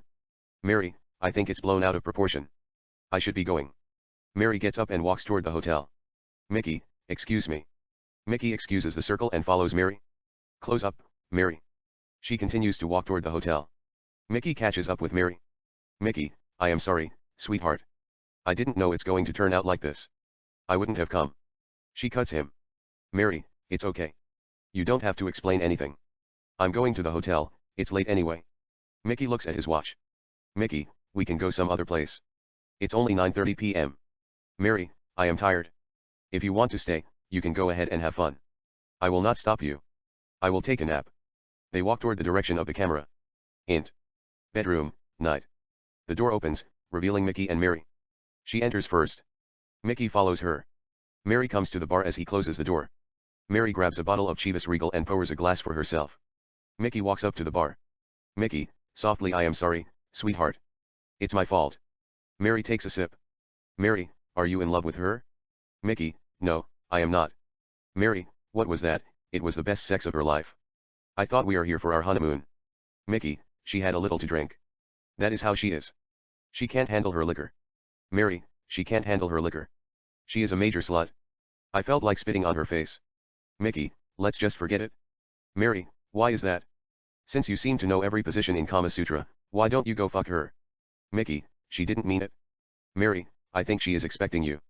Her vagina is sweating. You should talk to her. I saw how you were looking at her. She walks toward the bathroom with her scotch. Bathroom. Mary comes up to the bathtub, puts her drink on top of the toilet lid, opens the faucet, and begins to fill the tub with hot water. She grabs powder soap from the edge of the tub and adds it into the water. She puts the soap back where she got it, grabs her drink, and walks back to the living room. Int. Living room, night. Mary looks around. Mickey is gone. Mary, Mickey. She puts her drink on the coffee table and walks up to the door that is left open to some extent. Hallway. Mary exits, looks down the hallway, and finds nothing. Mary, fuck. He is mad at me. Int. Penthouse, night. Mary enters back to the room, closes the door, takes her cloth off, throws it on the bed, and comes up to the bar in underwear and bra. She takes out a cigarette from a cigarette box, lights it, takes a drag, and breathes out the smoke as she walks toward the bathroom, toward the direction of the camera. Int. Hotel, bar, night. Mickey sits at the bar, drinking scotch. On the stage, Raquel sings Moon River. We stay with Mickey for a little while. Int. Penthouse, bathroom, night. Mary rests in the tub, drinking a glass of cognac. She takes a sip, puts the drink on the edge of the tub, leans back, and closes her eyes. We stay with her for a bit. EXT beach, night. Mickey stands next to the shore, watching waves crashing each other. Then out of nowhere appears Diana at the beach, walks up to the Mickey. He looks at her. Diana, hi. Mickey, hi. There is a pause. They look at the ocean for a couple of seconds. Diana, do you want to take a walk? Mickey, sure. They begin to walk down the shoreline. Diana, I want to apologize for bringing our past in front of your wife. Mickey, apology is accepted. Diana, it wasn't my intention to offend her. But she kind of took it to the heart. Mickey, it's okay. She'll get over it. We just got married. You were talking about Kama Sutra. It didn't fare well. She smiles softly. There is a silent moment. She then. Diana, so, tell me. How does it feel to be a newly married man? Mickey, $1 million. Diana, cash or check? Mickey, cash. They share soft smiles and continue to walk down the shoreline silently. She then. Diana, what is the best part of sacrificing your freedom, and to give yourself to marriage, or to commit your heart to one person for the rest of your life, till death do you part? Mickey, to leave everything behind and never look back. Diana, is it worth it? Mickey, I think there is nothing worth more than going to the bed at night with someone you are madly in love with, and waking up in the morning, holding her next to your heart. You just have to let passion do its trick when things seem conditional. She smiles softly. Diana, I know you were going to say something romantic like that. But don't forget they said, where there is passion, there is temptation. Mickey, I can live with that. Diana, if you say so, Jesus Christ. They smile softly and stand, facing each other. Diana, things were great between us. What exactly went wrong? Diana gets closer. Mickey gazes at her eyes. It seems he still has a feeling for her. Suddenly, he gets softer. At the same time, he is in love with Mary. He doesn't want to do anything that makes Mary sad. Luckily, a boat makes a beep sound from distance. Mickey and Diana stand apart and look at the direction of the boat. They turn and look at each other's eyes. Diana, I think we should turn around and go back to our hotel. Mickey nods, sure. They turn back and walk toward the direction of the camera. On the soundtrack, Raspberry Beret by Prince plays melodiously. Int. Penthouse, night. Mary sleeps in beauty. The door opens. Mickey enters, closes the door slowly, and looks at Mary. He comes, sits on the floor, and begins to watch her as if she were the only girl existed in the universe. On the soundtrack, Raspberry Beret continues to play melodiously. We stay with Mickey and Mary for a bit. Int. Penthouse, morning. Mary opens her eyes and looks at Mickey, who has been sitting and watching her all night. Mickey, good morning, sweetheart. Mary, hi. He gets up. Mary, what time is it? He looks at his watch. Mickey, it's 6:01 a.m. Mary, what are you doing on the floor? Mickey, just watching you. Mickey comes up to her and gives her a soft kiss on the lips. Mary, how long have you been sitting and watching me? Mickey, not that long. 4 or 5 hours. He gives her another soft kiss on the lips. She kisses him as well. Mickey, I'm sorry for acting up like a fool and walking out of you. I wasn't in the right state of mind. Mary, under her breath, it's okay. I can never get mad at you. She throws her arms around his neck and kisses him. They kiss French. On the soundtrack, Raspberry Beret by Prince plays with full volume. Close up, Mary and Mickey. They kiss more intimately. Mickey then removes the blanket, kisses her more seductively, and caresses her neck. She is wearing his shirt. He opens the buttons, kisses her breasts, caresses her belly, goes down, and kisses her vagina over her underwear. He then removes her underwear slowly, throws it away, and gives her oral pleasure. Close up, Mary. She is going through a lot of passion, makes sexual sounds and bites her lips. But it's too sweet. She begins to sigh deeper and deeper. She can't take it anymore. She pulls his hair and brings him closer to her lips. They kiss French. He then removes his clothes completely as she removes the shirt naked. He gets between her legs, kisses her lips lusciously, and enters her deliciously as they begin to make love. Mary is melting inside out. She scratches his back. He continues to enter her enchantingly. She reaches orgasm. Amazingly, she rolls over, gets on top, and begins to ride him cowgirl style. We stay with them for a bit. Int. Penthouse, later. Mickey, wearing a bathrobe, prepares omelets while watching TV. On the TV, Capital McCarty answers few questions on NBC Today show via satellite. Captain McCarty, every day, criminals are invading countless homes and offices across the nation, not by breaking down windows and doors, but by breaking into laptops, personal computers, and wireless devices via hacks and bits of malicious code. And billions of dollars are lost every year repairing systems hit by such attacks. Some take down vital systems, disrupting and sometimes disabling the work of hospitals, banks, and 911 services around the country. Penthouse, bathroom, morning. Mary is at the bathroom, painting her toenails red while singing Katy Perry Hot and Cold. It is playing on a stereo. Back to Mickey at the kitchen. Mickey continues to prepare the breakfast while watching television. TV. Captain McCarty continues to talk about hackers at FBI headquarters, answering questions asked by Meredith Vieira at NBC Today show Studio Live. Meredith, who is behind the attack? Captain McCarty, it runs the gamut from computer geeks looking for bragging rights, to businesses trying to gain an upper hand in the marketplace by hacking competitor websites, from rings of criminals wanting to steal your personal information and sell it on black markets, to spies and terrorists looking to rob our nation of vital information or launch cyber strikes. Mickey grabs the remote control and turns off the TV. He then turns his attention back to cooking, making sure the omelets come out right. Mickey switches off the stove, takes out the omelets, and puts them on a plate. But he knows he overcooked the omelets, grabs a knife and fork, takes a tiny bit from the omelets, and tastes it. It doesn't taste right.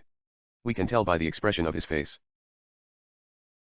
This audio file was created by Panopreter Basic. You can download it at www.panopreter.com. He throws the omelets in the trash. Back to Mary in the bathroom. Mary finishes painting her toenails. She then grabs a towel, dries her hair, wraps it around her head, and walks toward the living room. Living room/kitchen. Mickey is about to order room service. He looks at Mary, who is coming out of the bathroom and walking toward him. Mickey puts the phone back. Mary, what is burning? Mickey, nothing. Mary, what are you cooking? Mickey, I was trying to make omelets. But I overcooked them. Mary comes up to him, wraps her arms around his neck, and kisses him. He gives her a soft kiss. Mickey, softly down by her lips, I was going to order room service. Do you want me to call them, Or you want to go out and eat outside? Mary, I don't care. They kiss French. On the soundtrack, Good Morning Heartache by Billie Holiday plays melodiously. Close up, Mickey and Mary. They kiss more intimately. EXT Cafe, Day. Mickey and Mary sit at a table with croissant, bear claw, and 2 cups of coffee, outside sitting area. Mickey and Mary are quiet now. On the soundtrack, Good Morning Heartache continues to play melodiously. She then. Mary, I'm thinking about getting a job, and making a decent living like most ordinary people, you know, like working for a non-profit organization, or a regular job where I could sit behind a desk and work for 40 hours a week. Mickey, that's good. Mary, I figure it'll be safe if I just leave everything behind and focus on my life for a while. I don't want to go to prison. Mickey, if that's what you want to do, I will support you. There is a silent moment. Mary takes a sip, puts down her coffee. She then. Mary, what are you going to do? Mickey, maybe get a job as well. There is a silent moment. She then. Mary, I think we should take time off from each other. He looks at her eyes silently for a long second. He then grabs his drink, takes a sip, puts it back, and nods his head sure. Int. Office, job interview, day. A man, an employer, sits behind his desk looking at Mickey's resume. Mickey, who is heartbroken, sits in front of the employer, waiting for the interview process. The man puts Mickey's resume aside. Employer 1, do you have any question for me? Mickey, no. Employer 1, tell me about yourself. Mickey, I am the best programmer in the world. There is a pause. The man looks at Mickey. He wants him to talk more about himself. Mickey, I get along with people just fine. There is a pause. The man continues to look at him. Mickey, that's all. Everything is in the resume. The man takes a note. Employer 1, what are your strengths and your weaknesses? Close up, Mickey. He looks at the direction of the camera without a respond. Montage. We will see different employers, bosses, and CEO interviewing Mickey, one question after another, in series cuts. Job interview 2. Employer 2 sits at his desk and interviews Mickey. Employer 2, why do you want to work here? Mickey looks at him without a respond. Cut 2. Employer 2, why do you apply for this position? Close up, Mickey.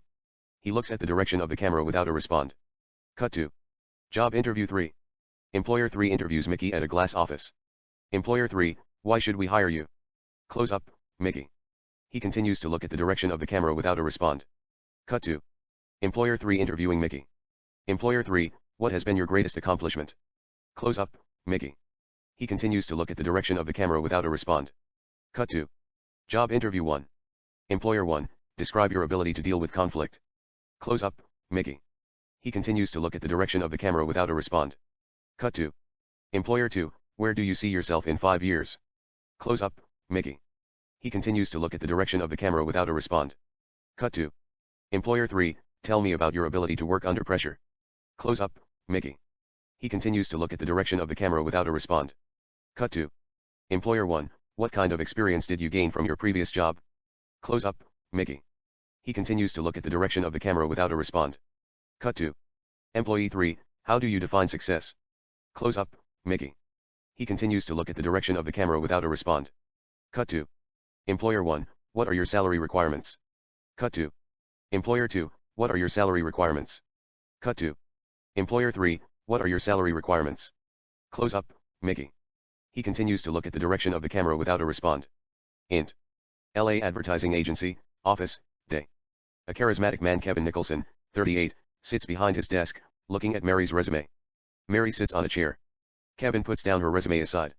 Kevin, you want to be a secretary? Mary, I want to start as a personal assistant, work on that level for a while, and move to chief creative director of the agency. I am a very resourceful person. Kevin, that sounds compelling, but tell me about yourself. Mary, what do you want to know about me?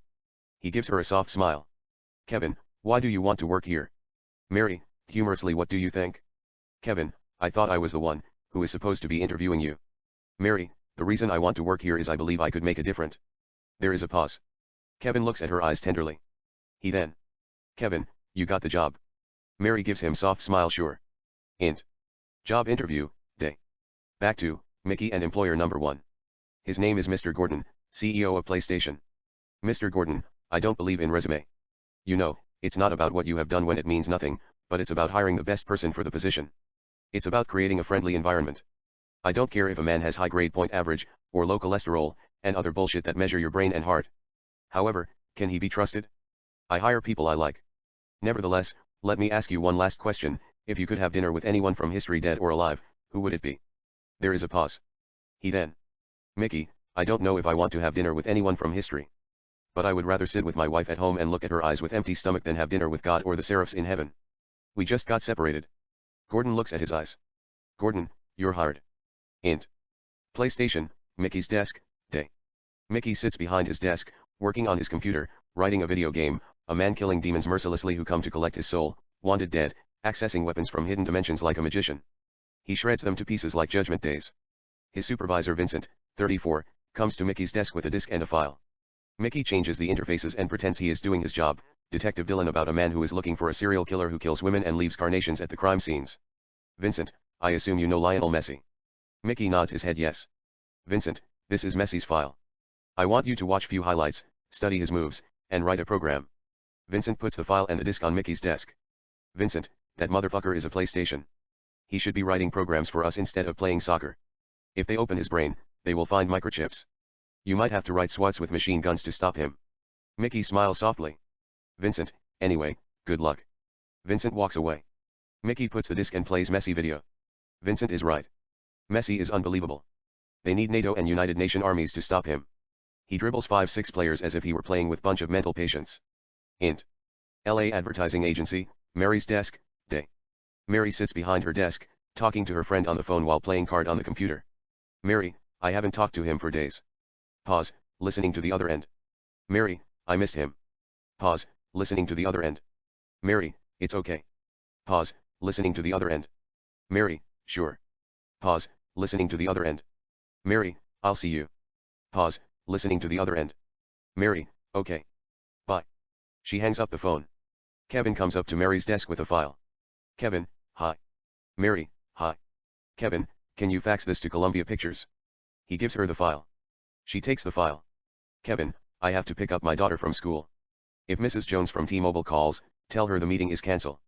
Mary nods her head okay. Kevin gives her a soft alluring smile and walks away. Mary puts the file aside and continues to play the game on the computer. On the soundtrack, Still in Love with You by Al Green plays melodiously. EXT Beach, sunset. Mickey takes a walk on the beach alone as the sun sets deep in the cloud and the twilight scatters across the ocean. Int. Amber's apartment, night.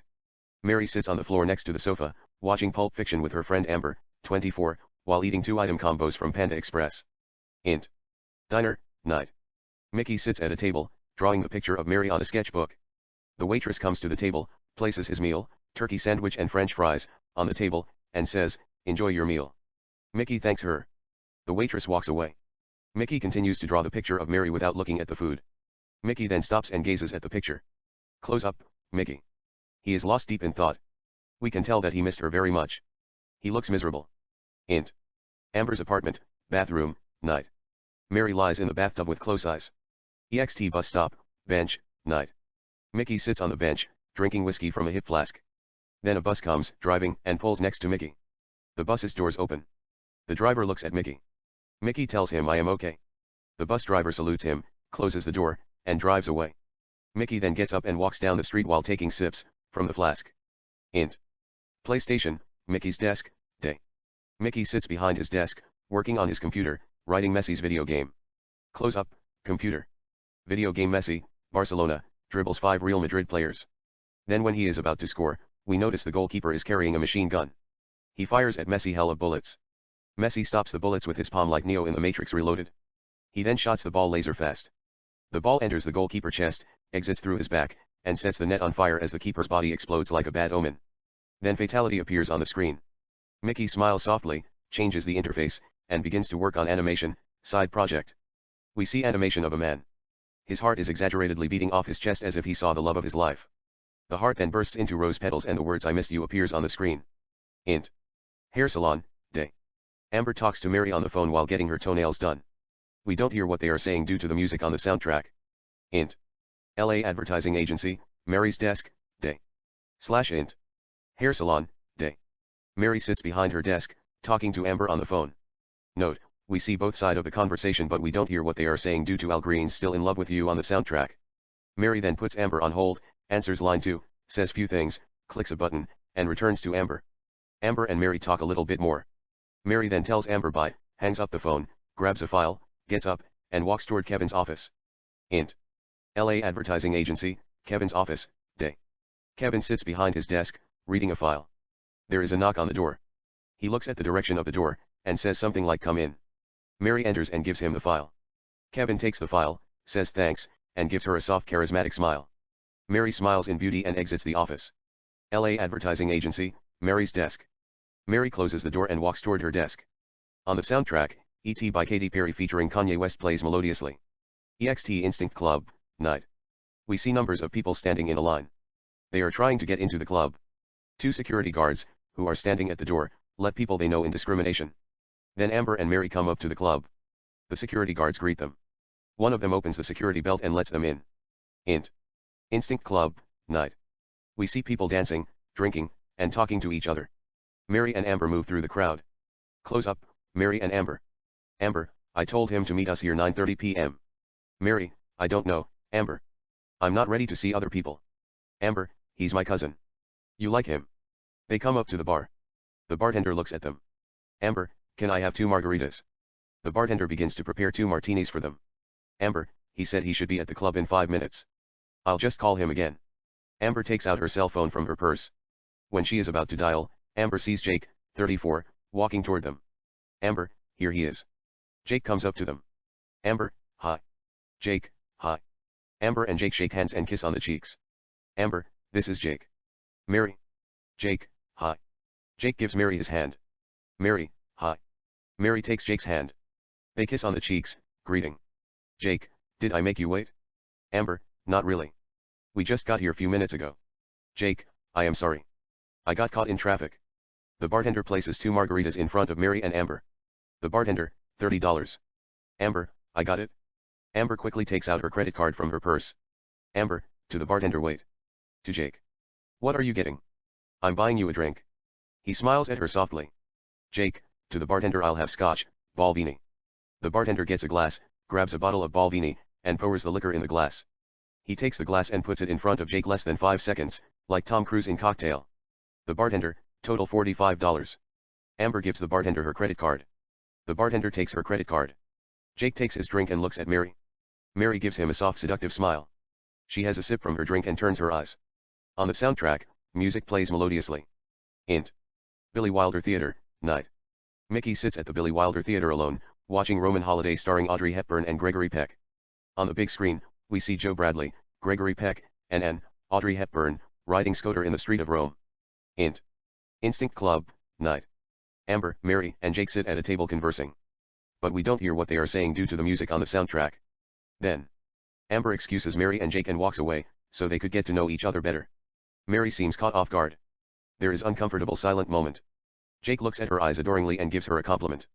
She smiles in beauty.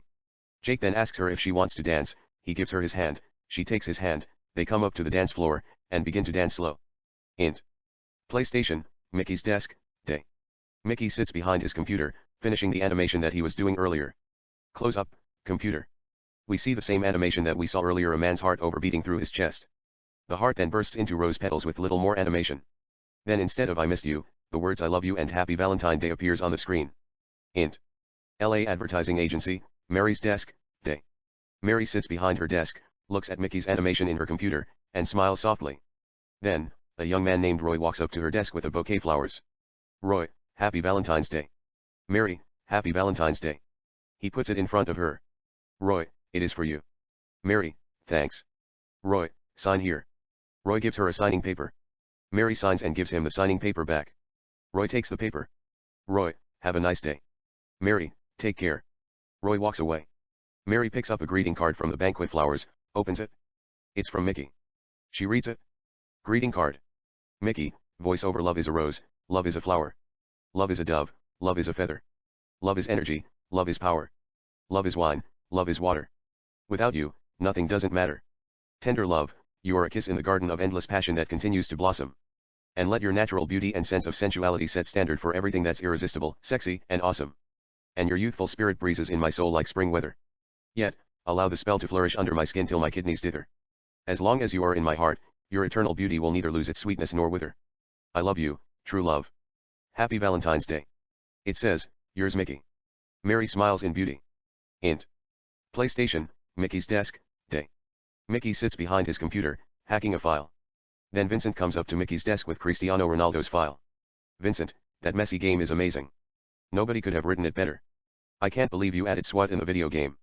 I was just joking. But it works like charm. You know, you gave me nice idea. What do you think about Ana de Armas, the girl from Blade Runner? She is hot. Mickey nods yes. Vincent, she plays a detective in Barcelona. Her job is to stop the serial killer who kills beautiful college students in Barcelona and dresses them in Messi number 10 jerseys. She doesn't know what he wants. If he is Messi's fan, or some sick motherfucker who goes out and kills girls for his amusement. Anna won't rest till she catches the son of bitch. And she is doing everything in her power to find the serial killer whom the media labeled the Messi killer. Meanwhile, she involves with a detective named John from America, who come to Barcelona to solve the case at the request of the government of Spain. So far, he killed 5. Anna knows the killer is planning to murder 10 girls. Messi wears 10. The Messi killer kills 1 girl every 10 days. Then Messi wears number 5 to honor and celebrate his son's birthday, who is diagnosed with heart enlargement. The killing stops at 5 for a while. But Messi is not scoring. The fans want him to wear number 10. Regardless, Messi refuses to wear number 10 till his kid receives heart transplant and gets better. Miraculously, Messi's son gets heart transplant and recovers 100%. Meanwhile, Messi is pressured to wear number 10 by his fans and sponsors, despite the fact a serial killer is at large. The killing continues, victim number 6, 7, 8, 9 are found dead 10 days apart. The killer dressed them up in Messi number 10 jerseys. Anna then finds out the killer is Cristiano Ronaldo. I am joking. The killer is untouchable. He is a prince in Spain monarchy. I don't have the complete story. I will add few twists here and there, put the story together, and pitch it Sabrina. She is a producer. They will film it in Barcelona. Mickey says nothing. Vincent, anyway, here. They want you to write Cristiano Ronaldo superhero movie, with that famous goal celebration. Vincent does Cristiano Ronaldo famous celebration. Mickey can't help but smile softly. Vincent, Ronaldo saves the world from aliens invasion. Super Ronaldo. I don't know man, you have to figure out how the power should come.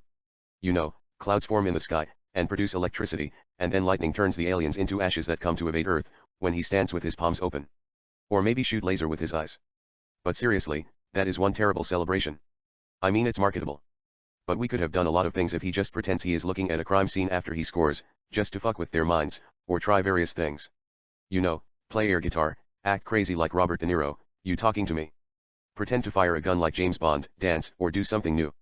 He said he wants to be an actor after he retired. He might as well practice on the pitch now. You know, instead of writing a superhero movie. We could have written a detective video game. As a matter of fact, forget superhero movie. I have a great idea. Instead, he is a private investigator. He is investigating the missing of his ex-Italian girlfriend, Maria. She might be kidnapped by a serial killer named Bono who kills women by starving them to bones for 30 days. He then removes their hearts, replaces them with birds, places cross signs on their foreheads, and leaves their naked bodies inside cathedrals. He only gives them water. Or Maria could be kidnapped by Russian mafia. They trade her underground sex slave in St. Petersburg. Cristiano teams up with a French mademoiselle named Isabelle in Interpol played by Léa Seydoux, who is looking for the serial killer. Together, they have to find Maria before it's too late while hunting for a serial killer and going war with Russian mafias. You know, they hunt down the serial killer. Ronaldo kills Bono. They save a girl at the last minute right before she starves to death. They take her to hospital. However, the girl is not Maria. It's her look-alike. Maria is still missing. She is kidnapped by Russian mafia. They are about to sell her to underground sex slave in St. Petersburg. Ronaldo and Isabelle and a group of French mercenaries go to Russia, locate the girl, kill bunch of bad guys and save Maria in explosive mystery thriller, film and video game. If that doesn't work out, I have murder mystery like 7 starring Brad Pitt and Morgan Freeman. Ronaldo plays a detective. It's set in Los Angeles. He teams up with Alicia Vikander, FBI. It's like Messi killer. However, instead of 10, the killer dresses them 1, 2, 3, 4, and so on. Victim 1 is found dead, wearing number 1 jersey. The killer kills victim 2 and dresses her a jersey that has number 2. Victim 3 is found dead, wearing number 3, etc. The killer won't stop till he killed 7. It's up to Ronaldo and Alicia Vikander to stop him. Vincent gives him the file. Mickey takes the file. Vincent, just put something together. Mickey nods sure. Vincent walks away. Mickey puts the file aside and continues to hack the system. Mickey then gets up from his desk and leaves the office. On the soundtrack, Good Life by Kanye West plays melodiously. ext/int. Mickey's car, day. We see Mickey sitting behind the wheel, pointing high-definition video camera at an ATM located across the sidewalk, and recording the card information. ATM. A man about 46 draws cashes from the ATM, collects the money, and walks away. Int. Mickey's car, day. Mickey makes sure he got everything, starts his car, and drives away. Int. Mickey's apartment, day. Mickey sits in front of his laptop, typing information that he got at the ATM. He then finishes filling the information in the dialogues boxes, takes a blank card, and applies the information into the card with a swap. EXT ATM number 1, day. Mickey comes up to ATM disguised as a Rastafarian, wearing a fake dreadlocks wig, a fake beard, and mustache. A surveillance camera at the ATM captures his image. Mickey takes out an ATM card and applies it to the ATM. The ATM discharges a couple of $100. Mickey collects the money and walks away. Cut to EXT ATM number 2, day. Mickey walks up to another ATM, disguised as a cowboy with a hat and fake mustache, inserts a card into the ATM, draws hundreds of dollars, collects the money, and walks away. Cut to EXT ATM number 3, day. Mickey comes to third ATM disguised as rabbi, wearing fake mustaches and bear, inserts the card in the ATM. A surveillance camera records his face as the ATM discharges a couple of hundreds of dollars. Mickey collects the money and walks away. Int. FBI, LA headquarter, day. David sits behind his computer, working on Mickey's face. The image of Mickey, who camouflaged as the rabbi, is on the screen. David removes the hat, mustache, and beard, and comes up with an image that looks like Mickey. He prints it, takes out the disc, gets up from his chair, and walks toward the printer. The printer releases the image of Mickey. David takes the picture and looks at Olivia, who happens to be walking toward her desk with a cup of coffee. David, this is good as it gets. David gives her the picture. Olivia takes a sip from her coffee and looks at the image as she walks to her desk. She sits behind her computer, puts her coffee on the desk, grabs a file, and opens the file to reveal other digital animation pictures of Mickey. She compares them with the first three, puts the file on the table, starts her computer, inserts a disk on her hard drive, and runs facial recognition software. A couple of Mickey's face appears on the screen. She clicks the last one, runs advanced software, and finds no record. Int. Museum, Gallery 3, day. Mickey is looking at paintings at Gallery 3, one painting after another. He then walks toward the exit. EXT Museum, Gallery 3, second floor, day. Mickey exits. As he turns, he sees Diana, who is walking toward the Gallery 3 with a girl named Melissa, 28. Diana, surprised hi. Mickey, hi. They cuddle and kiss on the cheeks. Diana, what's up? Mickey, nothing much. Diana, I just had this strange feeling that I was going to run into you here. Mickey looks at Melissa. Diana, I'm sorry. This is Melissa. Mickey. We used to go out together. Mickey, hi. He gives her hand to shake. Melissa, hi. She takes his hand, greeting. Diana, what's up? Mickey, nothing much. Diana, to Melissa, I spent some of the best days of my life with him, but I had never figured him out, despite the fact he is one of the most romantic men I have ever met in my life. Mickey smiles kindly as if he knew she was going to say something like that. Meanwhile, Melissa's cell phone rings. She picks it up. Melissa, hello. Softly to Diana and Mickey, excuse me. Melissa walks aside. Mickey and Diana walk to the light frame wall. Mickey, what are you doing here in Los Angeles? They stand facing each other. Diana, Ed and I broke up. I came here to be close to my friends and family. Mickey, I'm sorry to hear that. There is a silent moment. She then. Diana, how is Mary? Mickey, she is fine. Diana, what are you doing here? Mickey, I took a day off to see a couple of interesting paintings. Diana, where is she? Mickey, I don't know. She could be at work. I haven't seen her for a while. Diana, what do you mean you haven't seen her for a while? Did you break up too? Mickey, sort of. She accused me being unfaithful in Hawaii. Diana, I'm sorry to hear that. Mickey, it's all right. She is doing okay. Diana, I thought you were happy at the honeymoon. It seemed nothing would come between you two. Mickey, that's what I thought too. But she had her doubt. I didn't want to come between her happiness and uncertainty. They said, if you love somebody, let them go, for if they return, they were always yours. And if they don't, they never were. Diana, it's true. Mickey, what about you? What happened between you and Edward? Diana, nothing. I just want a man who is romantic as you. He can't help but smile softly. Mickey, I am flattered. Diana, anyway, why don't we get together and talk about these breakups over dinner? Mickey, that sounds good. Diana, I got your number. I'll give you a call. Mickey, sure. They kiss on the cheeks. Diana, I'll see you. Mickey, bye. Melissa, bye. Mickey gives Melissa a nod. Melissa nods at him back. Diana and Melissa walk away. Int. Kevin's villa, party, night. It's a beautiful house. We see cream of the crops, elites, models, and celebrities mingling, drinking, and dancing. On the soundtrack, music plays melodiously. Close up, Mary. She stands with a glass of champagne by the window alone. She takes a sip and looks at Kevin, who is conversing with an attractive woman named Audrey, 30. Kevin turns her eyes and looks at Mary. Mary turns her eyes away, takes last sip, and moves toward the bar. Mary puts the glass on a table and comes up to the bar where a bartender named Tommy is at. Tommy, what can I get you? Mary, red wine. He grabs a bottle of red wine, Pinot Noir, pours the notorious grape juice in a glass, and puts it in front of her. Mary takes the wine. Mary, thanks. Tommy, you welcome. Mary turns and walks towards the camera. Int. Porch, night. We see clear sky, bright moon, and sparkling stars. Mary stands in the porch with a glass of wine, looking at the spectacular view of Los Angeles City in the night. She takes a sip. Then Kevin comes up to the porch with glass of champagne. Mary looks at him. Kevin, hi. Mary, hi. There is a silent moment. They look at the city of Los Angeles silently. He then. Kevin, what's your favorite thing to do on a night like this? Mary, beside taking a walk in the beach, I like to go out and have a romantic dinner with someone I admire. Kevin smiles softly. There is a pause. Kevin, are you available on Saturday? Mary, no. But I'll cross out a date with a guy that I met few days ago, and make time. Kevin, I hope that's not too much to ask. However, you made me feel the luckiest man in the world. Mary, is that a good thing? Kevin, depend on how you define luck.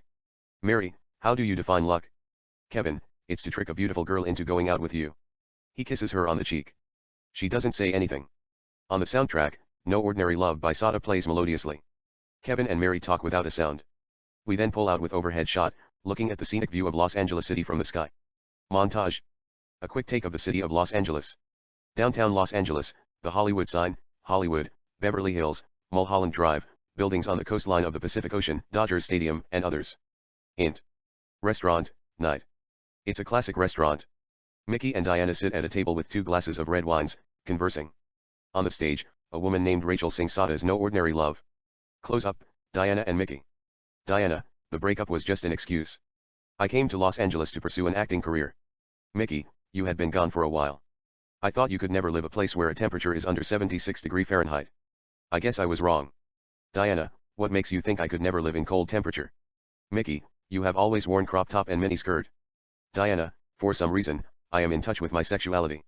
I can't live without sex like you. They share soft smiles. Mickey, humorously we do what have to do to keep our minds away from distractions. She smiles in beauty. Diana, anyway, Chicago is not like LA. It's windy. Winter is unpleasantly cold. Summer is hot like hell. I thought about coming back, but I got a job at WGN-TV. I decided to hang around for a while. Later I met Ed at the club. I thought I was in love with him. But it didn't work out the way we planned. I didn't have a peace of mind. Mickey, peace of mind is a myth that you achieve in the next lifetime, which could mean never. In the next lifetime, they will tell you the same thing. She smiles softly.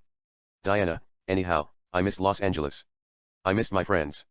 I got so lonely, and seeing the photos of Emily and Samantha on the red carpets made me want to do something different with my life. Mickey, Emily and Samantha are the 2 girls at the barbecue. Diana, yes. We went to high school together. They moved to New York City to study film at NYU. That's why I've never got the chance to introduce you to them while we were dating. Mickey, they seemed nice. Diana gives him a soft smile. Diana, they are actresses. They want me to audition for this part where I play an outfielder, the remake of A League of Their Own starring Madonna, Dina Davis, and Tom Hanks. The camera pulls away from Diana and Mickey and move to the entrance. Kevin and Mary walk in. The headwaiter escorts them to their seat. Mickey looks at Mary. The headwaiter sits Mary and Kevin, puts 2 menus in front of them, and walks away. Mickey tries to collect his composure. He pretends to be tranquil as if he didn't see her. However, he can't help it. He continues to check her out as if his heart were beating outside his body. Close up, Kevin and Mary. Kevin and Mary look at the menus. Mary, how did you hear about this place? Kevin, they just opened it 3 weeks ago. They get the best foods in the world. Mary, it looks romantic. But I am not hungry. I'll just order Caesar salad and share it with you. Kevin, you should look at the menu. They have excellent choices, including the best seafood that has low calories. Mary scans the menu, takes her eyes off the menu for 1 second, and sees Mickey, who happens to be checking her out. Mary is startled as if she saw the ghost of Jesus Christ, the love of her life, but she plays it cool, turns her eyes and continues to look at the menu quietly. Mary then puts the menu on the table. Mary, never mind. I don't feel like eating anything. I'll just have a glass of wine. Kevin, what glass of wine? Mary, rose French wine. Kevin, are you sure you don't want to eat anything? Mary, I ate sushi few hours ago.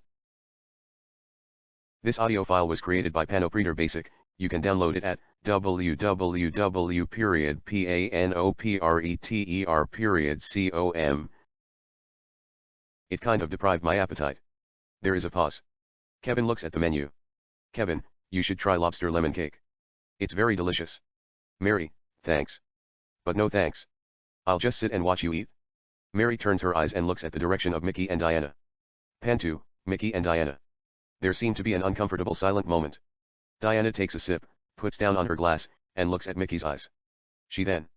Diana, what are you up to these days? Are you still downloading software from internet and selling them in black market? Mickey, I work for PlayStation. Diana, how much do you make? Mickey, not much. Excuse me. I have to go to the bathroom. I'll be right back. Diana nods sure. Mickey walks to the restroom. Pan to, Rachel. She begins to sing Ella Fitzgerald's I Get a Kick Out of You. We stay with Rachel for a few seconds. Then on the soundtrack, the actual I Get a Kick Out of You by Ella Fitzgerald plays melodiously. Int. Restaurant, man's restroom, night. Mickey washes his face, shuts the faucet, dries his face with paper towel, and looks at his image in the mirror for a couple of seconds. Int. Restaurant, night. Close up, Diana. She takes a sip and puts down her glass. Mickey returns to the table and joins her. Diana gives him a soft smile. They talk without a sound. We don't hear what they are saying due to the music on the soundtrack. Mickey then turns his eyes and looks at the direction of Mary. Pan to, Mary and Kevin. Mary and Kevin are in the middle of conversation. Mary turns her eyes and catches Mickey's eyes. She can't hide the fact that she still loves him more than life itself. But she turns her eyes coyishly and continues to converse with Kevin. Pan to, Mickey and Diana. Diana is talking. But Mickey seems lost in his heart, listening to the stars that are whistling in Mary's eyes.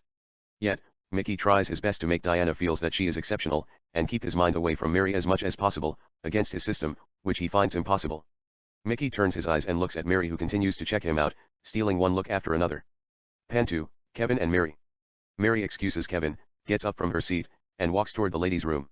Mickey looks at her. He excuses Diana, gets up from his seat, and follows Mary toward the ladies' restroom. Int. Restaurant, ladies' restroom, night. Mary enters and walks toward the faucet. Less than 4 seconds, Mickey storms into the ladies' restroom. Mary turns her eyes and looks at Mickey as if she knew he was going to come after her. Mickey walks up to Mary. She takes a stride. The two collide and kiss passionately. There are about 5 ladies in the restroom. They watch Mary and Mickey kissing with astonishment. What's this Romeo and Juliet moment? Close up, Mickey and Mary. They continue to kiss as if their tongues and lips are made from each other's hearts and souls. On the soundtrack, I Get a Kick Out of You plays softly. Mickey, I'm sorry. Mary, let's not be sorry for things that can be turned around by kisses. They kiss more passionately. On the soundtrack, Give Me Love by Ed Sheeran plays melodiously, replacing I Get a Kick Out of You by Ella Fitzgerald. Mickey picks her up, and carries her out of the restroom, like an officer and a gentleman, Richard Gere and Deborah Winger, as they continue to kiss. Int. Restaurant, night. Mickey, carrying his sweetheart, and Mary, her arms around the love of her life's neck, come to the main restaurant while joining lips to lips. Diana, Kevin, waiters, waitress, and customers, they all look at them with shock and amazement. EXT Restaurant, night. Mickey and Mary exit the restaurant, kissing. They cross the street, come to Mickey's new red Porsche convertible parked at the street. Porsche convertible. Mickey puts her in the passenger seat, comes around the car, opens the driver door, and gets behind the wheel. Mary gets closer to his lips. Mary, I missed you. Mickey, I missed you too. They kiss more intimately. Mary returns to her set. Mickey starts the car. They drive down the street. A traffic light turns to red. Mickey stops at the light. Mary comes up to Mickey and sits on his lap. They kiss French. The light then turns to green. Mickey steps on the gas. They drive down the street while kissing. Mary then removes her underwear and throws it out of the car. She takes Mickey's hand and places it on her vagina as if she were telling him to stimulate her clitoris. He stimulates her clitoris as if he had done it a million times while driving. Mary melts to her soul. Int. Mickey's apartment, bedroom, night. Mickey and Mary make love surrounded by candles. It's sensual, steamy, seductive, and passionate. Int. Shopping gallery and Best Buy, day. We are at Best Buy. On the TVs, we see all kinds of wild animals doing it, a clip from Discovery Channel. On the soundtrack, I Melt With You by Modern English plays melodiously. In the meantime, at the checkout, we see customers buying all kind of electronic devices and paying with credit cards. Int. Mickey and Mary's Toyota Corolla, day. It's a 2010 dark blue Toyota Corolla. Mickey, who is behind the wheel, and Mary, who is sitting on his lap, make out with kisses. At the same time, Mickey is hacking Best Buy customers' credit cards and social security numbers with his laptop. Montage. Apartment. Mickey, carrying Mary on his lap, sits at the table filling the information in the dialog boxes that he stole and creating a new credit card on a blank card as Mary kisses his earlobe. They exchange few words in between soft kisses, and joins in a long passionate kiss. ATM Mickey and Mary come to ATM machine disguised as Romeo and Juliet, wearing French masks that cover their eyes. Mickey swaps the card and withdraws unknown sums of money. Mickey and Mary remove the mask and kiss as they walk away. Across the street, there is a hidden camera that is recording them. FBI headquarters. Olivia sits at her desk, working on her computer. Masked Mickey and Mary, who are disguised as Romeo and Juliet, are on the computer screen. Olivia then sees blurred Mickey and Mary faces, which is recorded by a hidden camera across the street as they kiss and walk away. She rewinds the video and pauses it as they remove their mask, focuses the camera, get a better image of Mickey and Mary, and prints the images. A. Supermarket. Mickey and Mary are in the middle of shopping, grabbing everything that they think is delicious, delightful, and cool, and throwing the item in the cart. B. Supermarket.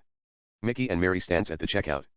A female cashier rings their last item, a teddy bear, hits the registration, and lists the total amount, $249. A male help places their items in plastic bags and puts them in the cart. On the soundtrack, Mickey takes out a couple of hundreds and pays in cash. Apartment. Mickey and Mary are in the middle of cooking spaghetti, making sauces, and preparing a salad. On the soundtrack, Mirror by Justin Timberlake plays melodiously. Mickey cuts the tomato, Mary stirs the sauces. Mickey come up to Mary, says something to her. They exchange soft kisses between talks. They begin to dance with Mirror. They kiss French. Dinner table.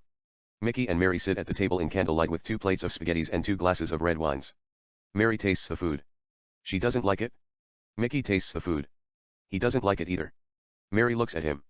Mickey turns his eyes, puts down his fork on the plate, takes a slice of bread, biscuit, from a small basket, and has a bite. They then look at each other and exchange smiles as if they read each other's mind. EXT airplane, flying, day. A plane flies in the air. Montage 2. On the soundtrack, Conti e per Tiro by Andrea Bocelli plays melodiously. Florence. A. Mickey and Mary walk through a vineyard. B. Mickey and Mary ride bikes through famous villas and historic Italian towns. C. They take a tour at a historic villa with tourists. D. They drink wine while eating spaghettis and lasagnas with the residents at a small wedding party. E. They dance breath to breath at the wedding party. Close up, Mickey and Mary. Mary, I like the sense of family they have here. They seem to know the value of family. Mickey, they are Italian. They keep it real. Mary, I feel like I am in the set of The Godfather Part 1. Mickey, imitating Marlon Brando, I'm gonna make you an offer you cannot refuse. She smiles softly. They kiss French. They part their lips and continue to dance silently. She then. Mary, let's get married again. Mickey, humorously, are you sure? Mary, a big wedding, in front of hundreds of people, like this. You know, friends and family. Mickey, I don't know. I don't have a lot of friends or relatives. I had already told you I grew up in the foster care. But I'll invite every person I know. I'll invite all these people if they could come to Los Angeles and attend our wedding. She smiles in beauty. They kiss intimately. On the soundtrack, Conti e per Tiro continues to play melodiously. Venice. A. Mickey and Mary take a ride in the gondola. B. They take a walk in the ancient street. C. They sit at a table, drinking red wines at a classic Italian restaurant by the canals. Bruges. A. Mickey and Mary sit outside sitting area and have breakfast at a romantic cafe. On the soundtrack, music plays melodiously. B. They take a walk Belfry and market halls. C. They take a boat ride on Minwater Lake. Hollywood. Mary and Mickey walk through a friendly crowd playing as extras in the set of True Silence, an action spy movie starring Brad Pitt and Thandie Newton, who plays the first female president of the USA. She is accused of adultery, and killing the first gentleman of the USA, and Brad plays as a Secret Service, protecting her from conspirators as well as her love interest. On the soundtrack, Locked Out of Heaven by Bruno Mars plays melodiously. Brad walks by Mary and Mickey, carrying Colt 45 pistol while holding Thandie Newton's hand. Int, convertible, moving, sunset. Gold 2008 Corvette convertible LS3. Mickey is behind the wheel. Mary sits in the passenger seat, looking at her check that she got from the acting. They are driving in the city of Los Angeles. Mary asks Mickey a question. He answers the question without a sound. We don't hear what they are saying due to the music on the soundtrack. Mary then puts the check in her purse, unbuckles her seatbelt, comes up to Mickey, and kisses him. The car wobbles between the lanes. Mickey quickly regains control. Mary sits on his lap, they kiss as he continues to drive down the street. Close up, Mickey and Mary. They kiss more seductively as if the world were made just for them. Int. Bank, day. Mary, looking miraculously alluring in a lavender Versace gown, walks to the bank, comes up to a desk, and sit in front of a young man named William Taylor, bank clerk. William and Mary greet, she does her best to seduce him. Mary then gives him her check. William takes the check. Mary tells him she wants to open a new bank account and deposit the check into the account. William, who couldn't take his eyes off her, begins to open a new account, while trying his best to keep his composure, and his focus on the computer. On the soundtrack, music plays melodiously. William looks at her. She gives him a beautiful smile. Int. Cafe, day. Mickey sits at a table, hacking the bank where Mary is at, across the street, while drinking coffee. We see a digital connection that is fictionalized by computer animation. Int. Bank, day. William finishes what he was doing and gives Mary a bank statement. Mary takes the form and gets up from her seat. They exchange farewells. Mary turns around and walks toward the exit, at the direction of the camera. Int. Cafe, day. Mickey continues to work on his laptop. We see a charity website on his laptop screen, Save the World. Then, Mary walks in. Mickey looks at her. She comes up to him, sits on his lap, and looks at what he was doing. Mickey is giving some of the money to charity. Mary smiles in beauty, throws her arms around his neck, and kisses him on the cheek. They talk between soft kisses and kiss French. Montage. St. Thomas. A. Mary and Mickey shop at a mall. She is in the middle of putting on a yellow Versace gown at a fitting room. B. She comes out from the dressing room and shows Mickey the dress. He smiles in wonder. C. Mary tries a red Valentino gown. She comes out of the dressing room and shows Mickey her dress. He thinks she looks gorgeous. Tahiti. A. We see Mickey and Mary scuba diving under the water and looking at fish and submarine creature. Mickey then removes his oxygen mask, produces a beautiful 10 carats diamond ring out of nowhere, and asks Mary to marry him. She accepts. Mickey places the ring on her middle finger. Mary takes out her oxygen mask. They kiss under the water. Bora Bora. A. They take a walk on the beach, holding hands while talking without a sound in the daytime. B. Mickey and Mary kiss, lying on the shore as waves collide on their bodies in sunset. C. A 5-stars romantic restaurant and resort. Mary, wearing a red gown, and Mickey, wearing a tuxedo, sit at a table enjoying lobsters and chicken pineapple fajitas with red wines in candlelight. They are not really eating. They are talking. But we don't hear what they are saying due to the music on the soundtrack. Then on the soundtrack, Can't Help Falling in Love by UB40 plays melodiously. He gives her his hand to dance. She takes his hand. They come to the dance floor and dance slow. EXT Lake House, night. An established shot of a lake house. Int. Lake house, bedroom, night. Mickey and Mary make love surrounded by candles. It's steamy, seductive, and passionate. On the soundtrack, Can't Help Falling Love by UB40 continues to play melodiously. We stay with them with series cuts as they go at it with various sexual positions. Int. Lake house, kitchen, night. Mary, who is wearing a Mickey's white shirt and red Victoria's Secret underwear, is in the middle of preparing a bowl of cereal, Kellogg's Raisin Bran Crunch. Breakfast room. Mickey sits at the breakfast table, working on his laptop, writing codes. Kitchen. Mary adds milk in her cereal. Mary, talking to Mickey, I don't want to tell my parents. It is 21st century. Mary puts the milk in the refrigerator, grabs her cereal, and walks to the breakfast room. Breakfast room. Mary walks up to the breakfast table. Mary, we should just go to Vegas, renew our vows in a small chapel, and tell them afterward. She places the cereal on the table and sits on Mickey's lap. They kiss. They are talking between soft kisses. Mickey, I thought it was your idea to get married in front of your parents. You know, the whole idea of vow renewal is to do it in front of your family. They exchange soft kisses. Mary, I changed my mind. I thought I missed them. But last night, you fucked me till I pee literally. It was the best sex of my life by far. Mickey smiles softly. They exchange soft kisses. Mickey, if you want to do it in Vegas, it's fine with me. But they said it's every girl's dream to wear a wedding gown and be escorted to the groom none other than by her father. Mary, you know how to make me feel bad, don't you? They exchange soft kisses. Mickey, how is that? Mary, I haven't talked to my father for years. Mickey, why haven't you talked to him? Mary, we had a fight over my ex-boyfriend. He didn't like him for some reason. Maybe, it's because he was a motorcyclist. One day, I came to visit them for spring break. He walked into my room, and said, if you go out with that punk, don't ever talk to me. I haven't spoken to him since then. Mickey, I am sorry to hear that. They exchange soft kisses. Mary, it's okay. He's overprotective of me. He knew it wasn't going to work out between a girl, who used to watch classic movies like Roman Holiday run around the house with a golden retriever, and a man, who spent most of his time riding a motorcycle's 210 miles per hour, you know, as if I had lost my mind. Mickey, he just wanted you to be safe. They exchange soft kisses.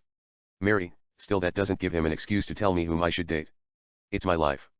If I want to jump from a bridge and fall into a lake of fire, he should respect my decision. Mickey, he is your father. You should forgive him. He loves you. Mary, I had forgiven him. I love him too.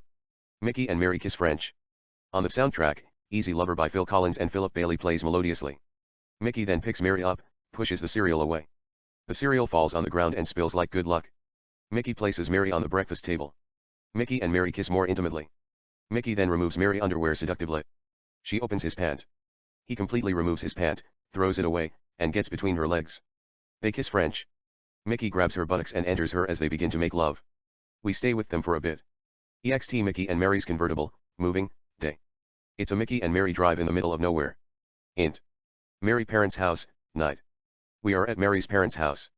Mary, Mickey, her younger sister Vanessa Anderson, 14, her father Luke Anderson, 49, and her mother Annette Anderson, 42, sit at the dinner table, having dinner, grilled chicken, steak, mashed potato, Caesar salad, baked fish. They are in the middle of conversation. But we don't hear what they are saying due to the music on the soundtrack. Mary's mother passes the bread to Mickey. He takes a slice of bread and says, "Thanks." The music on the soundtrack falls in the background. It would fade away. "Mr. Anderson, she told me you work at a software company. What kind of job do you do?" Mary, "He works at PlayStation, writing program." "Mr. Anderson, are you Catholic?" Mary, "No, he is not. His foster parents are Baptist. But he keeps his spirit neutral." "Mr. Anderson, what does she mean by neutral? Are you against religions?" Mary, "He is not against any set of religion. He just doesn't want them to tell him do this. Don't do that." Mrs. Anderson, interrupting her, "What, don't you let him speak for himself?" Mickey, "It's okay, Mrs. Anderson. She knows me more than the angels in heaven. I've never met any girl that's more beautiful and amazing than your daughter." Mary smiles in beauty. Mary and Mickey exchange soft kisses. Mr. Anderson looks at them deviously but kindly. EXT Wedding Chapel, day. It is a small wedding ceremony with about 30 people, friends, acquaintances, relatives, and families. Mary, wearing a breathtaking wedding gown, comes up to Mickey, escorted by her father Mr. Anderson. Mickey looks at her and can't believe how beautiful Mary looks. Mickey moves forward and takes Mary from her father. Mickey and Mary stand in front of the priest. "Priest, we are gathered here in the presence of these witnesses to join this man and this woman together in matrimony." Mickey and Mary look at each other like they want to spend the rest of their lives together till passion do them apart. On the soundtrack, "Sign Your Name" by Terence Trent D'Arby plays melodiously. The priest continues to marry them without a sound. We stay with them for a bit. Montage. Mickey places the ring on Mary's finger. Mary places the ring in Mickey's finger. They kiss. A photographer, off-screen, takes pictures of Mickey and Mary and another picture of Mary and Mickey with Mary's parent. Mary dances with her father, Mickey dances with Mary's mother with "Sign Your Name." EXT Wedding Chapel, reception, sunset. The guests with champagnes, mingling and dancing with "Sign Your Name." Close up, Mickey and Mary. They dance slow. Mary, "Even if we went out and had sex in every romantic city in the world, I would never have guessed this would be the happiest day of my life." He smiles softly. Mickey, "I've never seen you looking so beautiful like today." Mary, softly, "I love you." Mickey, softly down by her lips, "I love you too." They kiss. Int. FBI headquarter, night. Olivia sits behind her computer, working on Mary's face at the ATM where Mary and Mickey got caught, removing their masks and kissing. Olivia removes the rest of the mask dexterously, comes up with an image that looks exactly like Mary, and runs advanced facial recognizing software. EXT Beach, resort, night. An established shot of a luxurious resort next to the Pacific Ocean. Int. Resort, bedroom, night. Mickey and Mary make love. It's sensual, alluring, and passionate. EXT Resort, bathtub, night. We see glistening stars, cheerful moon, and clear sky. Mickey and Mary sit in the bathtub. Mickey is behind. Mary rests on his chest with her eyes closed. Mickey is planting small kisses on her neck. On the soundtrack, "Here I Am" by UB40 plays melodiously. Mickey, "Have you ever been arrested?" Mary, "Why did you ask?" Mickey, "Just curious." Mary, "Twice." He kisses her on the shoulder. Mickey, "What for?" She opens her eyes. Mary, "First, when I was in high school. 2 of my friends and I were playing Truth and Dare at the Beverly Center. And they dare me to go to Macy's and steal Elizabeth Taylor's Sparkling White Diamonds perfume. I walked into the store and stole a perfume. A store security stopped me at the exit, took me to this room where they ask you stupid questions, and called the cops. The cops came, took me to jail, and booked me for robbery before the judge sentenced me 128 hours of community services." Mickey, "What did you do?" Mary, "They made me pick up trashes at Santa Monica Beach where I live." He smiles softly and kisses her on the shoulder. Mickey, "When did you get arrested for the second time?" Mary, "Few years ago." There is a pause. Mickey, "What is it?" Mary, "I would rather not talk about it. I am trying to erase it from my memory. You know, it's not one of the most fascinating stories that put you on the edge of your seat." Mickey, "Sure. You don't have to talk about it." He kisses her on the shoulder. Mary, "I mean my cousin Jennifer, the one you met at the wedding, threw a small party at her parent house. My best friend and I were driving to her house. I was behind the wheel. She was in the passenger seat. I was speeding. I ran a red light and crashed into another car. My friend, who wasn't wearing a seatbelt, broke her collarbone and rib cage. I was charged driving under the influence of alcohol. 0.04 illegal blood alcohol limits under California law. Int. FBI, LA headquarters, briefing room, day. On the video projector, we see Mickey and Mary in FBI America's Most Wanted list. Standing next to the projector, Olivia addresses the detail to the group of FBI best, who are sitting at a round table, including David, Jessica, Mark, Special Agent Robert McCoy and Captain James McCarty. Olivia, her name is Mary Anderson. She was arrested twice, first, for theft when she was 16. Later, she was arrested for driving under the influence of alcohol at age 22. The man that she is with goes by the name of Mickey Love. We don't know if that's his real name. He has no social security number, no criminal record. He is what we call pro. He releases a computer worm into cyberspace, then sits back, and watches it steal credit card numbers and other financial information from thousands of infected computers around the globe. And so far, moving bank to bank, they have stolen over $40 million in cash and credit card alone. Montage. Note, we see Mickey and Mary in all kinds of news coverage intermixed with hacking scene that they are carrying out. CNN News. We see the picture of Mickey and Mary on the TV. A female reporter, Annie Stone, reports the story. Annie, Mickey and Mary. CBS News. We see the picture of Mickey and Mary on the TV. A male reporter, Richard Cooper, addresses the news. Richard, Mickey and Mary. ABC News. We see a wedding picture of Mickey and Mary on the TV. A female reporter, Grace Davis, addresses the news. Grace, using internet connection. NBC News. We see another picture of Mickey and Mary at the wedding on the TV. A male reporter, Harvey Stewart, addresses the news. Harvey, Mary and Mickey. Commercial Bank. 2012 BMW. Mary, sitting behind the wheel, and Mickey, sitting in the passenger seat with his laptop, hack a bank nearby as we see a digital connection that is fictionalized by computer animation. Fox News. We see the picture of Mickey and Mary on the TV. A female reporter, Maya Thompson, reports. Maya, FBI said the hackers are Mary and Mickey. BBC News. We see video of Mickey and Mary at the wedding on the TV. A male reporter, Gary Arthur, addresses the news. Gary, as many as 200 stolen credit card account numbers according to FBI Cyber Task Force. As much as $20 million was allegedly stolen from Visa, American Express, MasterCard, Discover card accounts. City Hall.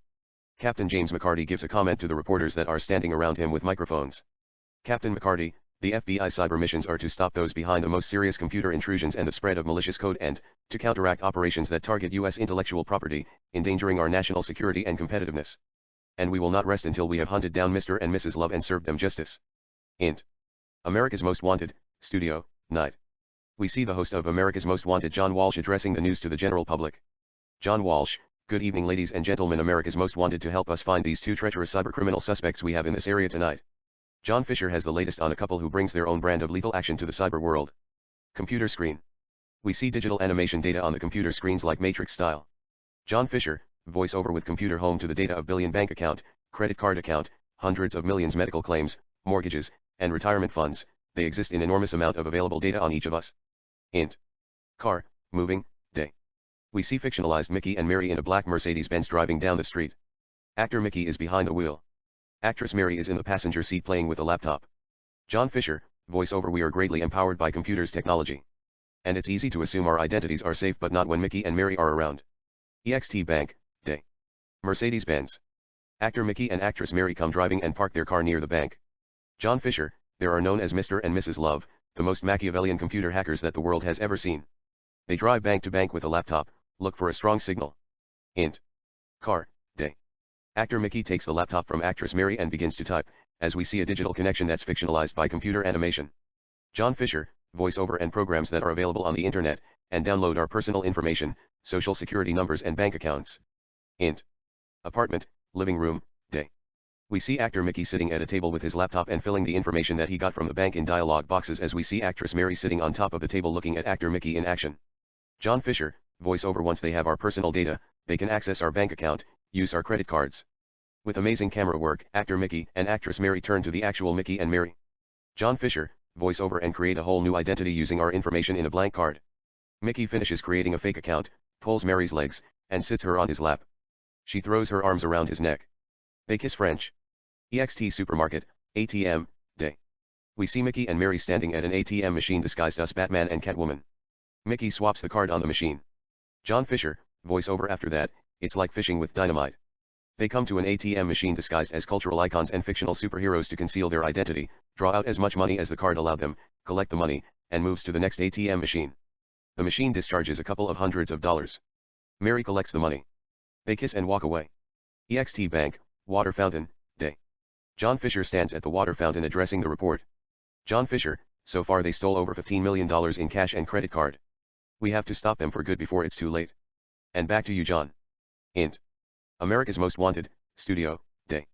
We are back to John Walsh at the studio. John Walsh, thank you, John. Please folks help us to find these two suspects and bring them to justice. Our number is 310 to 555, 2104. EXT Restaurant, night. It's a romantic restaurant. Mickey and Mary sit at a table enjoying lobsters and a variety of seafoods with red wine. On the stage, a young woman named Sarah sings Nina Simone's I Put a Spell on You. Mary, if you could have one superpower, what would it be? Mickey, teleportation. Mary, why teleportation? Mickey, I could be anywhere I want to be without having to fly by planes, or travel by trains, and see all the places I want to see before I die. Mary, that doesn't sound bad. Mickey, well, I'll just teleport to the two brightest natural objects in the night sky and paint your face on the moon, and write I love you on Venus, or rather steal the brightest star in the universe to your heart. She smiles in beauty. Mary, that would be something. Mickey, what about you? If you have one superpower, what would it be? Mary, I wish I had the power to read people's mind. Or travel through time. I want to know things ahead of time, so I could make a right choice when it comes to relationship. Mickey, what are you trying to say? Mary, humorously, I think I am having a second thought. I don't think you love me as much as I love you. Mickey, is that how you feel? She smiles softly. Mary, I'm fucking with you. I want to see how you were going to react. But I didn't know you are sensitive when it comes to questioning if you're the most romantic man alive. He can't help but smile in wonder. Mickey, humorously, I have to live up to my reputation. Mary, I won't blame you. He smiles at her softly, leans forward, and gives her his hand. She takes his hand, gets up from her chair, comes around the table, and sits on his lap. Mickey, softly down by her lips, there is nothing in the universe like you. Mary smiles in beauty. Mickey and Mary kiss French seductively. Mary throws her arms around Mickey's neck as they continue to kiss French. On the soundtrack, Sinner Man by Nina Simone plays melodiously. Close up, Mary and Mickey. They kiss more intimately. EXT/int. Mickey's car, day. Mickey sits behind the wheel, hacking a bank nearby. We see a digital connection that's fictionalized by computer animation. On the soundtrack, we continue to hear Sinner Man. Mickey sees his radar blinking red, which means the police are in the area. Mickey looks at a van driving behind him, fair distance, through his rearview mirror. Mickey stops what he was doing and begins to shut down his computer. EXT van, day. It's the same FBI van that we saw earlier. It stops at a fair distance where Mickey's car is parked, right down by the bank. Int. Van, day. We see Jessica and Mark sitting behind the surveillance cameras and typing on computers. They are tracking down any illegal connection and criminal activity. Int. Mickey and Mary's car, day. Mickey places his laptop in the back seat, starts his car, and gets onto the street. EXT commercial bank, day. Mary, wearing pink wig, exits from the bank and walks toward the car. EXT Mickey's car, day. Mickey comes driving, stops the car next to Mary, and opens the passenger door for her. Mickey, come on. Get in. Mary gets in and closes the door. They drive away. Int. Mickey and Mary's car, moving, day. Close up, Mickey and Mary. Mary, why are you in a hurry? Mickey, feds are looking for illegal connection in the area. EXT Mickey's car, moving, day. Mickey and Mary keep on driving down the street. EXT Olivia's car, moving, day. Olivia, who is behind the wheel, and David, who is sitting in the passenger seat, drive on the same street that Mickey and Mary are driving. Int. Mickey and Mary's car, moving, day. Mickey and Mary continue to drive down the street. Mickey looks at his radar. It's blinking red. It means the law enforcement agents are nearby. EXT Olivia's car, moving, day. /int. Mickey and Mary's car, moving, day.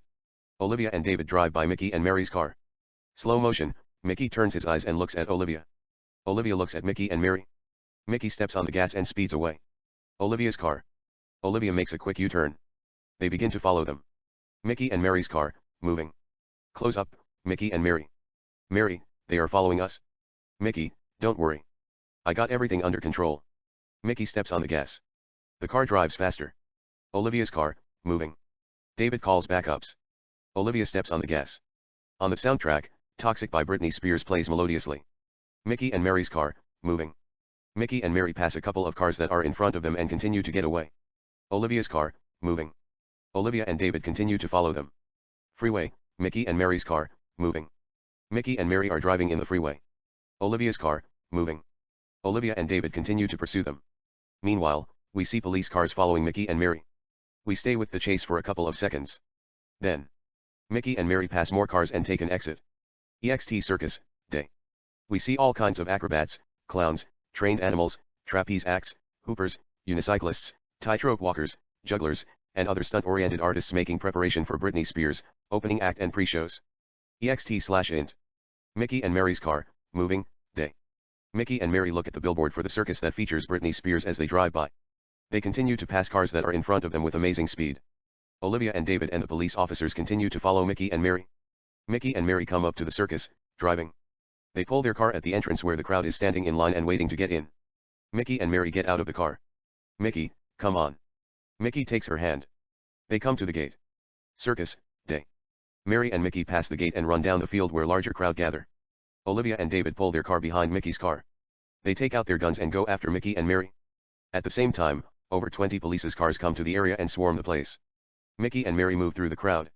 On the stage, we see acrobats and jugglers performing gymnastic and stunts. Mickey and Mary move toward the stage between the crowds. Olivia and David, holding their guns, walk through the crowd after Mickey and Mary. Simultaneously, we see police officers moving throughout the place with their guns to catch those two beautiful criminals. EXT Circus, Day. Mickey and Mary come to an area where the artists' dressing tents are located and continue to move down the tents. Int. Tent, Britney Spears' dressing room, day. Britney Spears sits behind the mirror, fixing her makeup. She applies a powder on her cheeks, puts down the powder on the table, takes a lipstick, and paints her lips red.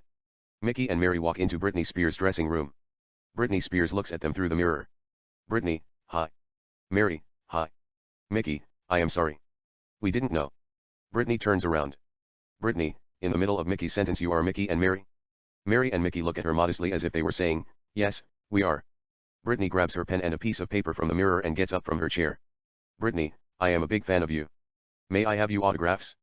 Mary and Mickey give her their autographs. Britney, thank you very much. Mickey, is it okay if we hide here for a while? The cops are looking for us. Britney, sure. Pointing at her huge collection of clothes. You can hide behind those clothes. On the soundtrack, Circus Circus, Britney Spears plays melodiously. Mickey and Mary move toward the closet to hide. EXT Circus, Day. Olivia and David stand in the middle of acrobats, clowns, and other stunt-oriented artists, looking for Mickey and Mary. Simultaneously, we see the police officers exiting and entering tents.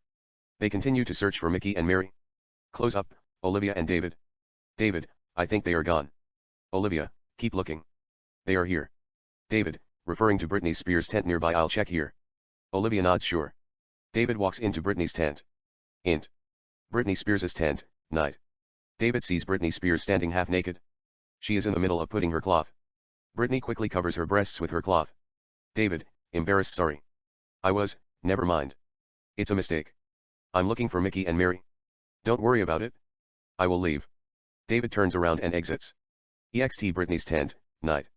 David exits and walks towards the next tent, toward the direction of the camera. Tents. Olivia continues to walk between the tents. Britney's tent. Britney Spears exits, escorted by her bodyguards, and walks toward the stage with her backup dancers who dress like ancient Egyptian servants and pharaohs. Olivia looks at Britney, turns her eyes and continues to search for Mickey and Mary. In contrast, the police officers stop what they were doing and watch Britney as she passes by. Then, Mickey and Mary, disguised as Cleopatra and Mark Antony, step out of the tent just as Olivia passes by. Mickey and Mary walk the opposite direction. A police officer looks at them and suspects they could be Mickey and Mary for 2 seconds. But he turns his attention and looks at the direction of Britney as her fans scream like hell. Mickey and Mary blend with the performers and move toward the stage just as David exits from a tent nearby. David walks the opposite direction. Mickey and Mary then turn by the last tent and walk toward the direction of the camera, making their escape flawless and bona fide. EXT Britney show, open parking, day. Mickey and Mary come to a 2004 red Corvette convertible. Mickey opens the door, gets behind the wheel, hotwire the car and starts the engine. Mary gets by the driver's seat and sits in the passenger seat. Mickey closes the door. They pull out, get onto the road, and drive away. EXT convertible, moving, day.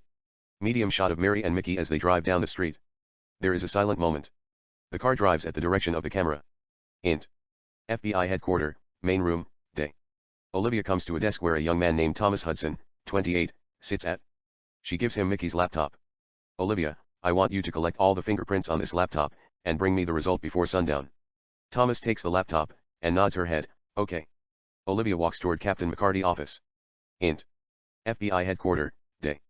Captain McCarty sits behind his desk, looking at Mary and Mickey's files. Olivia sits in front of the captain. Captain McCarty, did you find anything? Olivia, We got their laptop, but they destroyed all the data. I'll just run their fingerprint and see what I can find. There is a pause. He schemes through Mary and Mickey's file. Captain McCarty, you have to get a hold of them before things get out of control. It's a matter of national security. On the soundtrack, Love I and Rose by Louis Armstrong plays melodiously. Captain McCarty and Olivia talk without a sound. EXT Beach, sunset. Mickey and Mary, holding hands, take a walk on the shoreline. Int. FBI headquarters, Olivia's desk, night. Olivia sits behind her desk, running Mickey's fingerprints, and checking if he has a criminal record. She then finds a fake criminal record of Mickey. Nothing is unknown. It could be a dead person record. On the screen, we see a man who looks like Mickey 60%. She looks through the record. We can sense she knows that she is looking at a false record. Olivia grabs her soda, a can of Diet Coke, has a sip and resumes her work. Int. Movie theater, night. On the big screen, we see Amelie starring Audrey Tautou. There are not too many people in the theater, 4 or 5 couples sitting and making out with kisses. Mickey and Mary sit in the middle of the theater. Mickey is in the middle of peeling fake plastic fingerprints from his fingers. He completes peeling the fingerprints and puts them on a small plastic box, and puts it in his chest pocket. Mary, what's next? Mickey, I don't know. We didn't get anything. Mary, what do you mean? Mickey, we'll do one last job and leave this country forever. They continue to watch the movie. Int. Bank, day. Mary, looking like the depiction of Marilyn Monroe in red hot lipstick, blonde wig, and white gown, walks into the bank and comes to a clerk named Stanley McAllister, 35, who is sitting behind his desk and working on his computer. Stanley looks at her and gets up from his chair. Stanley, hi. Mary, hi. Stanley, I'm Stanley McAllister. Mary, Veronica Reno. Stanley, have a seat. Mary takes a seat. He sits. Stanley, how can I help you? Mary reaches her purse. Mary, I'd like to open a new saving account and deposit this check. Mary takes out a check and gives him the check. Stanley takes the check and looks at it. Stanley, $50,000. Mary, it's a check from 20th Century Fox. I am an actress. Stanley examines the check, hits the keyboard, enters the password, and accesses the saving account page. Stanley, may I see your ID? Mary takes out a fake ID from her purse and gives him the ID. Stanley takes her ID, looks at it, and gives her the ID back in ease. Stanley then begins to open a new saving account for Mary under Veronica Reno. EXT/int. Mickey's new car, day. Mickey, sitting with a laptop in the driver's seat, begins to hack as we see a digital connection that's fictionalized by computer animation. Int. Bank, day. We are back to the bank with Mary and Stanley. Mary does her best to seduce Stanley, showing her cleavage and her voluptuous breasts. Stanley looks at her breasts mesmerized. Stanley, working on the computer, you said you are an actress? Mary, yes, I am. Stanley, did you do any movie I might have seen? Mary, I just played a small part, a waitress in the Interview with Steve Buscemi. Stanley, who is Steve Buscemi? Mary, he is a well-known actor. He played Mr. Pink in Reservoir Dogs and Carl Showalter in Fargo. Stanley, I know whom you're talking about. I have seen him in a couple of weird movies. I love that guy. He always played sick characters. He types $50,000 in the box. Int. Mickey's car, day. Mickey continues to hack, adding 3000 and making the total $50 million and transfers it into new accounts. Int. Bank, Stanley's desk, day. Stanley then finishes opening a new account and depositing the check into the account. Stanley, here. Your new account information. Stanley gives her the paperwork. Mary takes the papers. Mary, thanks. Mary gets up from her seat. Stanley stands up. Stanley, if you have any question, feel free to drop by. Mary, sure. Stanley, nice doing business with you. Looks at the ring on her wedding finger. Mrs. Reno? Stanley gives her his hand to shake. She takes his hand. Mary, Veronica. Stanley, have a nice day, Veronica. Mary, bye. Mary turns and begins to walk toward the exit. Stanley notices that Mary has forgotten her purse on his desk. He doesn't bother to say anything, thinking she'll return and have few more words with him. Mary continues to walk toward the exit. As she is about to exit, she runs into Jake. He is surprised to see her. Jake, Mary. Mary, hi. Jake, how are you? Mary, I am fine. Jake, I was going to call Amber and ask her for your number. But I got held hostage by Socialist Party in Bogota, Colombia. They just released me 2 weeks ago. It was all over the news. Quick flashback, CNN headquarters. We see the photos of 2 journalists and Jake on the TV. Annie Stone reports the story. Annie, in Bogota, Colombia, 2 American journalists and a bank manager, who were held hostage by the Colombian National Party 2 months ago, were released. The party held them hostage, protesting the United States, which they claim the CIA is instigating more bloodshed and stands against the plan to legalize cocaine in effort to cut down the ongoing drug war between the government and 2 of the biggest illegal substance cartels. Int. Bank, day. Back to Mary and Jake. Mary, I'm sorry, Jake. I'm running late. I have to go. Mary begins to move in a rush. Jake holds her arm before she goes anywhere. Jake, wait a second. Give me your phone number, so we can sit and have dinner. Mary, 555, 0546 3452. Jake, 555, 0546 3452. Mary, that's right. I have to go. Bye. Mary walks toward the exit. EXT Bank, Day. Mary exits, walks down the sidewalk, and waits for Mickey. Mickey comes driving the car and pulls next to her. She opens the door, and enters in the passenger seat. They drive away. Int. Bank, Day. Jake walks up to his desk, pulls his chair, and sits. Stanley approaches him. Stanley, who is that girl you were just talking to? Jake, why? Stanley, curious. You don't always run into a girl who is a force of nature. Jake, she is just a girl I met through a friend. Stanley, mockingly in hostage incident I feel you, Pablo Escobar. Jake, off his look why are you so interested in her? I thought you were happily married man with 2 beautiful kids and a lovely wife, Stan. Stanley, joking she was just here. Opened a new account, deposited 50,000, and left her purse in purpose. You know what I mean. She wants me. Stanley shows Jake the purse. Jake, why didn't you give her a call and tell her she forgot her purse? Jake takes out his cell phone. Stanley, humorously I don't think Mrs. Reno want to be bothered at this moment. Jake, who is Mrs. Reno? Stanley, Veronica Reno. That's her name. Jake looks at Stanley confused as if he were saying, who is Veronica Reno? Int. Car, moving, day. Mickey and Mary continue to drive. Mary takes out her wig and throws it in the back seat. Mickey looks at her. Mickey, are you okay? Mary, I'm fine. There is a pause. Mary seems lost. Mickey focuses on the road. He then. Mickey, what is it? Mary, I ran into this guy I met at a club after we got separated. Amanda introduced us. He knows who I am. Mickey, it's okay. Don't sweat it. We'll just go straight to the airport and catch early flight to the Bahamas. Mary, I forgot my purse at the bank with my passport. There is a pause. Mickey glances at her, gives her a wink, turns his eyes, and continues to drive in ease without saying a word.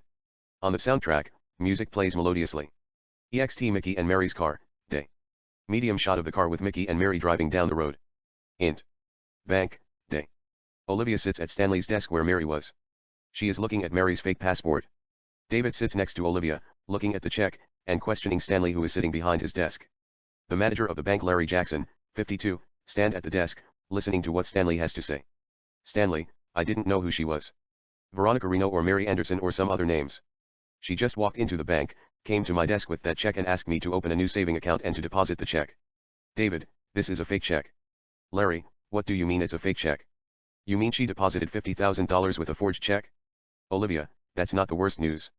When he entered his password and the amount of money that she wanted him to deposit, her boyfriend was across the street with a laptop, hacking the system.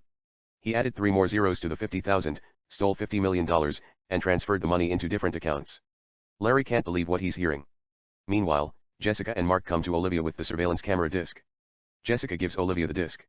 Jessica, they drove away with a yellow 2012 Corvette with license number CLA2102.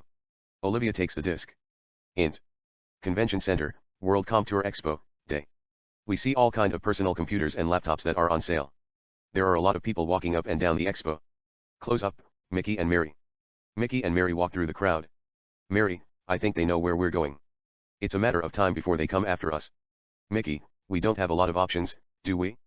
We have to keep a low profile for a while. Mary, why can't we just drive to Tijuana?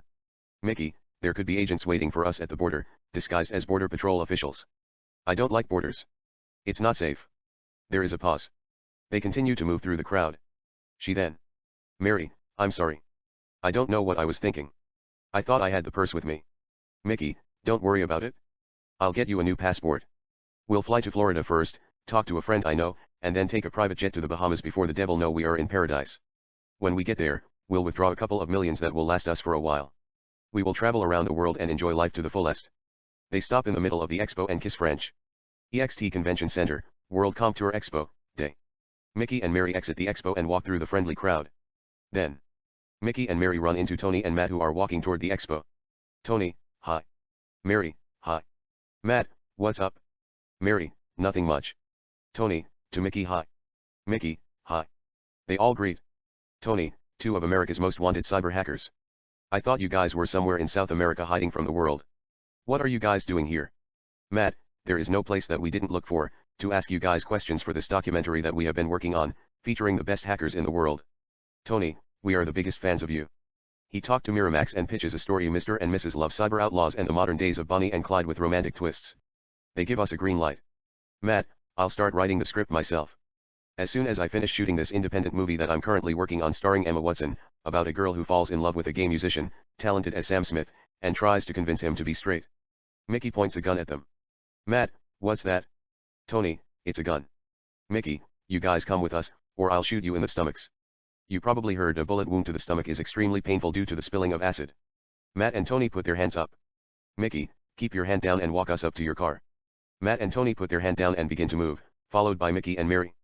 On the soundtrack, Flashing Lights by Kanye West plays melodiously. Int. Mary and Mickey's apartment, living room day. We see Tony and Matt are tied up on the chairs. Their mouths are covered with duct tapes. Mickey is in the middle of taking a passport photo of Mary. Mary, disguised as a redhead, poses for Mickey. After a couple of takes, Mickey comes up to his laptop, wires the camera into his computer. Mickey accesses the photo file, and sends Mary's new pictures to the printer. The printer produces Mary's pictures. Mickey takes the print and shows the picture to Mary. She likes it. Mickey then begins to cut the picture into a passport size using advanced cutting devices. Few minutes later, Mickey takes Tony's passport, and piles Tony's photo from the passport. Mickey then applies the new Mary's photo where Tony's picture was and puts everything together dexterously. Mickey shows Mary the passport. Mary smiles with satisfaction. They then notice something does add up. The camera zooms closer to Tony's name. It's named after an American auto racing driver, Tony Stewart. Mickey and Mary look at Matt and Tony, who remain tied up. Minutes later, Mary poses dressed as a man with fake hair and fake mustache with Mickey's tuxedo. We still can sense a great femininity about her, but that's the best they can do now. Mickey takes her picture. In the meantime, Mary turns her eyes and looks at Tony, who is trying to say something. Mary tells Mickey that Tony wants to say something. Mickey comes up to Tony and piles the duct tape off Tony's mouth. Kanye West's Flashing Lights falls in the background and plays softly. Tony, I can help you. I know the best makeup artist in Hollywood. Christopher Dean. I used to date his daughter, Emily. They call him Blue Snake. He was once considered to be the best computer hacker in the world. He understands where you come from. Matt is trying to add something as well. Mickey removes the tape from his mouth.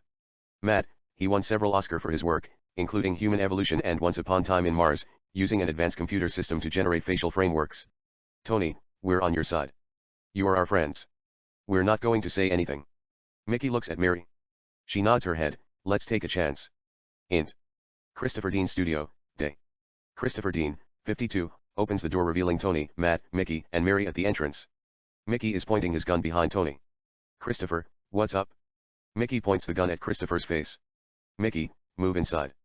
Christopher moves inside with his hands up. They all enter. Mary closes the door. Christopher, who are you? Mickey, I'm your fucking worst nightmare. And if you don't do exactly what I tell you to do, I'm going to splatter your fucking brain to kingdom comes. Christopher, I don't want any trouble. Just take what you came to take and leave. Tony, it's okay, Chris. They are Mickey and Mary. The two most wanted cyber criminals in the world. They came here, because they need your help. Christopher, what's it? Mickey, I heard you are the best makeup artist in Hollywood. I want you to transform her. Referring to Tony, into this guy. We need his passport. Christopher looks at Mary. She gives him a wink. Christopher then turns his eyes and looks at Tony. Tony, is that possible? Christopher, nothing is impossible. There is a pause. Christopher stands silent. Mickey, I want you to move fast. Time is a factor. On the soundtrack, My First, My Last, My Everything by Barry White plays melodiously. Int. Christopher Dean Studio, later. We see 3D faces of Tony and Mary on Christopher's personal computer. Christopher sits at a table, working on the two images in the computer. Mickey stands behind, pointing his gun at Christopher. Matt and Tony are dressing up Mary in a man's tuxedo. Christopher then selects Tony's image and prints it. A plastic face of Tony comes out from an advanced printer machine like Mission Impossible starring Tom Cruise. Christopher gets up, takes Tony's plastic face, and walks up to Mary. Mary looks at it and smiles with amazement as if she were making an action movie. Christopher Dean Studio, later. Christopher is in the middle of transforming Mary, who is sitting on a makeup chair, into Tony. Mickey, who is holding the gun, Tony and Matt look at Christopher in admiration while assisting. Christopher Dean Studio, later. Christopher completes transforming Mary into Tony. Mickey, Tony, and Matt look at Mary with amazement. Christopher gives Mary a mirror. Mary looks at her image and beams in a big smile. The makeup on her cheek slightly breaks up. Christopher quickly takes a spray from the table and fixes the makeup. Mickey opens the chamber of his gun and shows them that the gun has no bullets. He was just kidding around. He wasn't planning to shoot anyone. They all smile moderately. Matt then grabs artificial arm from a table and threatens Mickey humorously. Mickey quickly positions himself to fight back with martial art, a joke of his own. Matt puts back the arm where he got it as if he were intimidated humorously. They all smile. Mickey looks at the new Mary and gives her a soft smile. Then the door opens from outside. Emily walks in. They all look at her. Christopher turns his eyes and looks at Mickey. Mickey reads his mind, looks at Emily, and shakes his head no. Christopher looks at him as if he were telling him that Mickey didn't have a choice. Int. Airport, day. Mary, disguised as Tony with sunglasses, and Mickey, disguised as Emily, come to Southwest Airline, and pick up 2 tickets to the Bahamas. Airport, checkpoint. Mary and Mickey pass the checkpoint and walk toward the airport terminal. Int. Airport, camera surveillance room, day. We see 3 guys and 1 girl sitting behind 7 or 8 computer surveillances. They are running the profile of people who are leaving and entering the country randomly. The new Mickey and Mary come into the surveillance camera. Guy number 1, Gary, types few commands, turns the image of Mickey and Mary into X-ray, and checks what they are carrying. The computer lists the number of items that can be recognized by the radar. Gary then focuses on Mary's face as Tony, turns the image into virtual reality, and gets set to run advanced facial recognizing software if the person has a criminal record. But before he runs the software, Gary freezes the image, gets up and tells his colleagues he has to run to the restroom. His colleagues acknowledge sure. Gary walks toward the camera. Int. Airport, day. Mary and Mickey continue to walk down the airport. EXT airplane, flying, day. An established shot of a plane flying in the air. Int. Airport, camera surveillance room, day. The boys and the girl in camera room carry on collecting information. Then Gary returns to the surveillance room, carrying 14 inches pizza and 6-pack can of Cokes with one hand and a slice of pizza with the other hand. They look at him and stop what they were doing. Gary picks up a can of soda with his pizza hand and gives guy number 2, John, the pizza. John takes the pizza box and opens the box, revealing a delicious 3 toppings pineapple, pepperoni, and pepper pizza. They all get up and grab a slice too with can of sodas, except the girl, Sarah. She focuses on her work. Gary comes to his seat and asks her to take a slice. Sarah says no thanks and continues to work on the surveillance. Gary then takes his seat back and runs Tony criminal record. The software checks the records and lists Mary's criminal records. She is on top of America's most wanted list. Gary puts his pizza aside, wears his headset, and calls FBI. Int. Airplane, flying, day. Mickey and Mary, disguised as Tony and Emily, sit at first class, look at each other, and smile softly. Int. Airport, camera surveillance room, day. Olivia, who is standing behind Gary, and David look at the tape of the concealed Mickey and Mary at the airport. The director of surveillance room Richard Lancaster, 47, is present. On the screen, we see Mickey and Mary, disguises as Tony and Emily, moving through the crowd. Then the clear image of Mickey as Emily, and Mary as Tony come to the screen. Olivia, freeze it there. Gary freezes the images. Olivia, give me a copy of that. Gary focuses the image to a close-up, prints the photo, and gives her the image of the masquerading Mickey and Mary. Olivia takes the picture. Olivia, gives the image to David, fax this to authorities in the Bahamas and tells whoever in charge to arrest them at the spot. I will go straight to the Bahamas embassy and talk to the ambassador for a quick extradition. David, sure. EXT the Bahamas airport, day. The plane lands at the Bahamas airport. We see the entire military of the Bahamas police officers moving throughout the airfield and positioning themselves every corner they can find as if they were in war. Captain Sidney Pickford, 44, stands looking at the camouflaged picture of Mickey and Mary as Tony and Emily. He waits for the door to be opened with 8 of his best commandos. Then the airplane door opens. The passengers begin to exit one at a time, pass the checkpoints, and stand aside. Then Tony and Emily get out the airplane last. Captain Pickford looks at them. He knows he is looking at his suspects. The troops point their guns at Tony and Emily. Tony and Emily put their hands up and take the steps down. As soon as their feet touch the Bahamas' soil, Captain Pickford gives his first 2 commandos assigned to arrest them. Commando 1, get down on the floor. Tony and Emily move aside and get down with their knees. The 2 commandos come behind Tony and Emily, kick their back with their feet and cuffs them while the rest of the Bahamian police force is waiting to turn Tony and Emily into spaghetti bowls with their axe if they make the slightest move. Pan 2, the passengers. We see a man, who looks like Christopher Dean, and an attractive young woman who looks like Samantha, the girl from the barbecue, standing among the passengers. Then 2 buses come and park next to the passengers. The passengers begin to enter the buses as the Bahamas authorities escort Tony and Emily to a police car. EXT airport, taxi stand, day. The man who looks like Christopher Dean and the young woman who looks like Samantha come to a taxi stand. A cab comes driving and stops next to them. The man who looks like Christopher Dean and the young woman who look like Samantha get into the taxi. The taxi drives away. Int. Police car, moving, day. We see Tony and Emily in the back of the police car. Captain Pickford sits in the passenger seat. A police officer drives the car. EXT police car, moving, day.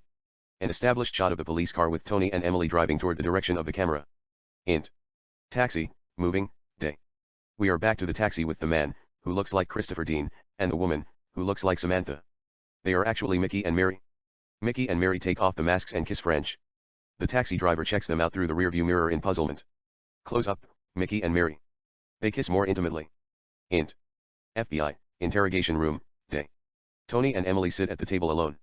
Olivia then walks into the interrogation room. Tony and Emily looks at her. Olivia, you guys will be charged with serious crime, harboring a fugitive, helping criminals escape from the country, and being accomplices. You can face up to 10 years behind bars. Tony, first, you cannot charge us with being accomplices. We helped after the crime had committed. That's accessory. Second, what we did is not a crime. You can say I violate the law. But he gave me a full exclusive. I felt I was a part of history. I did what I thought was right. You can call them criminals, outlaws, and computer hackers.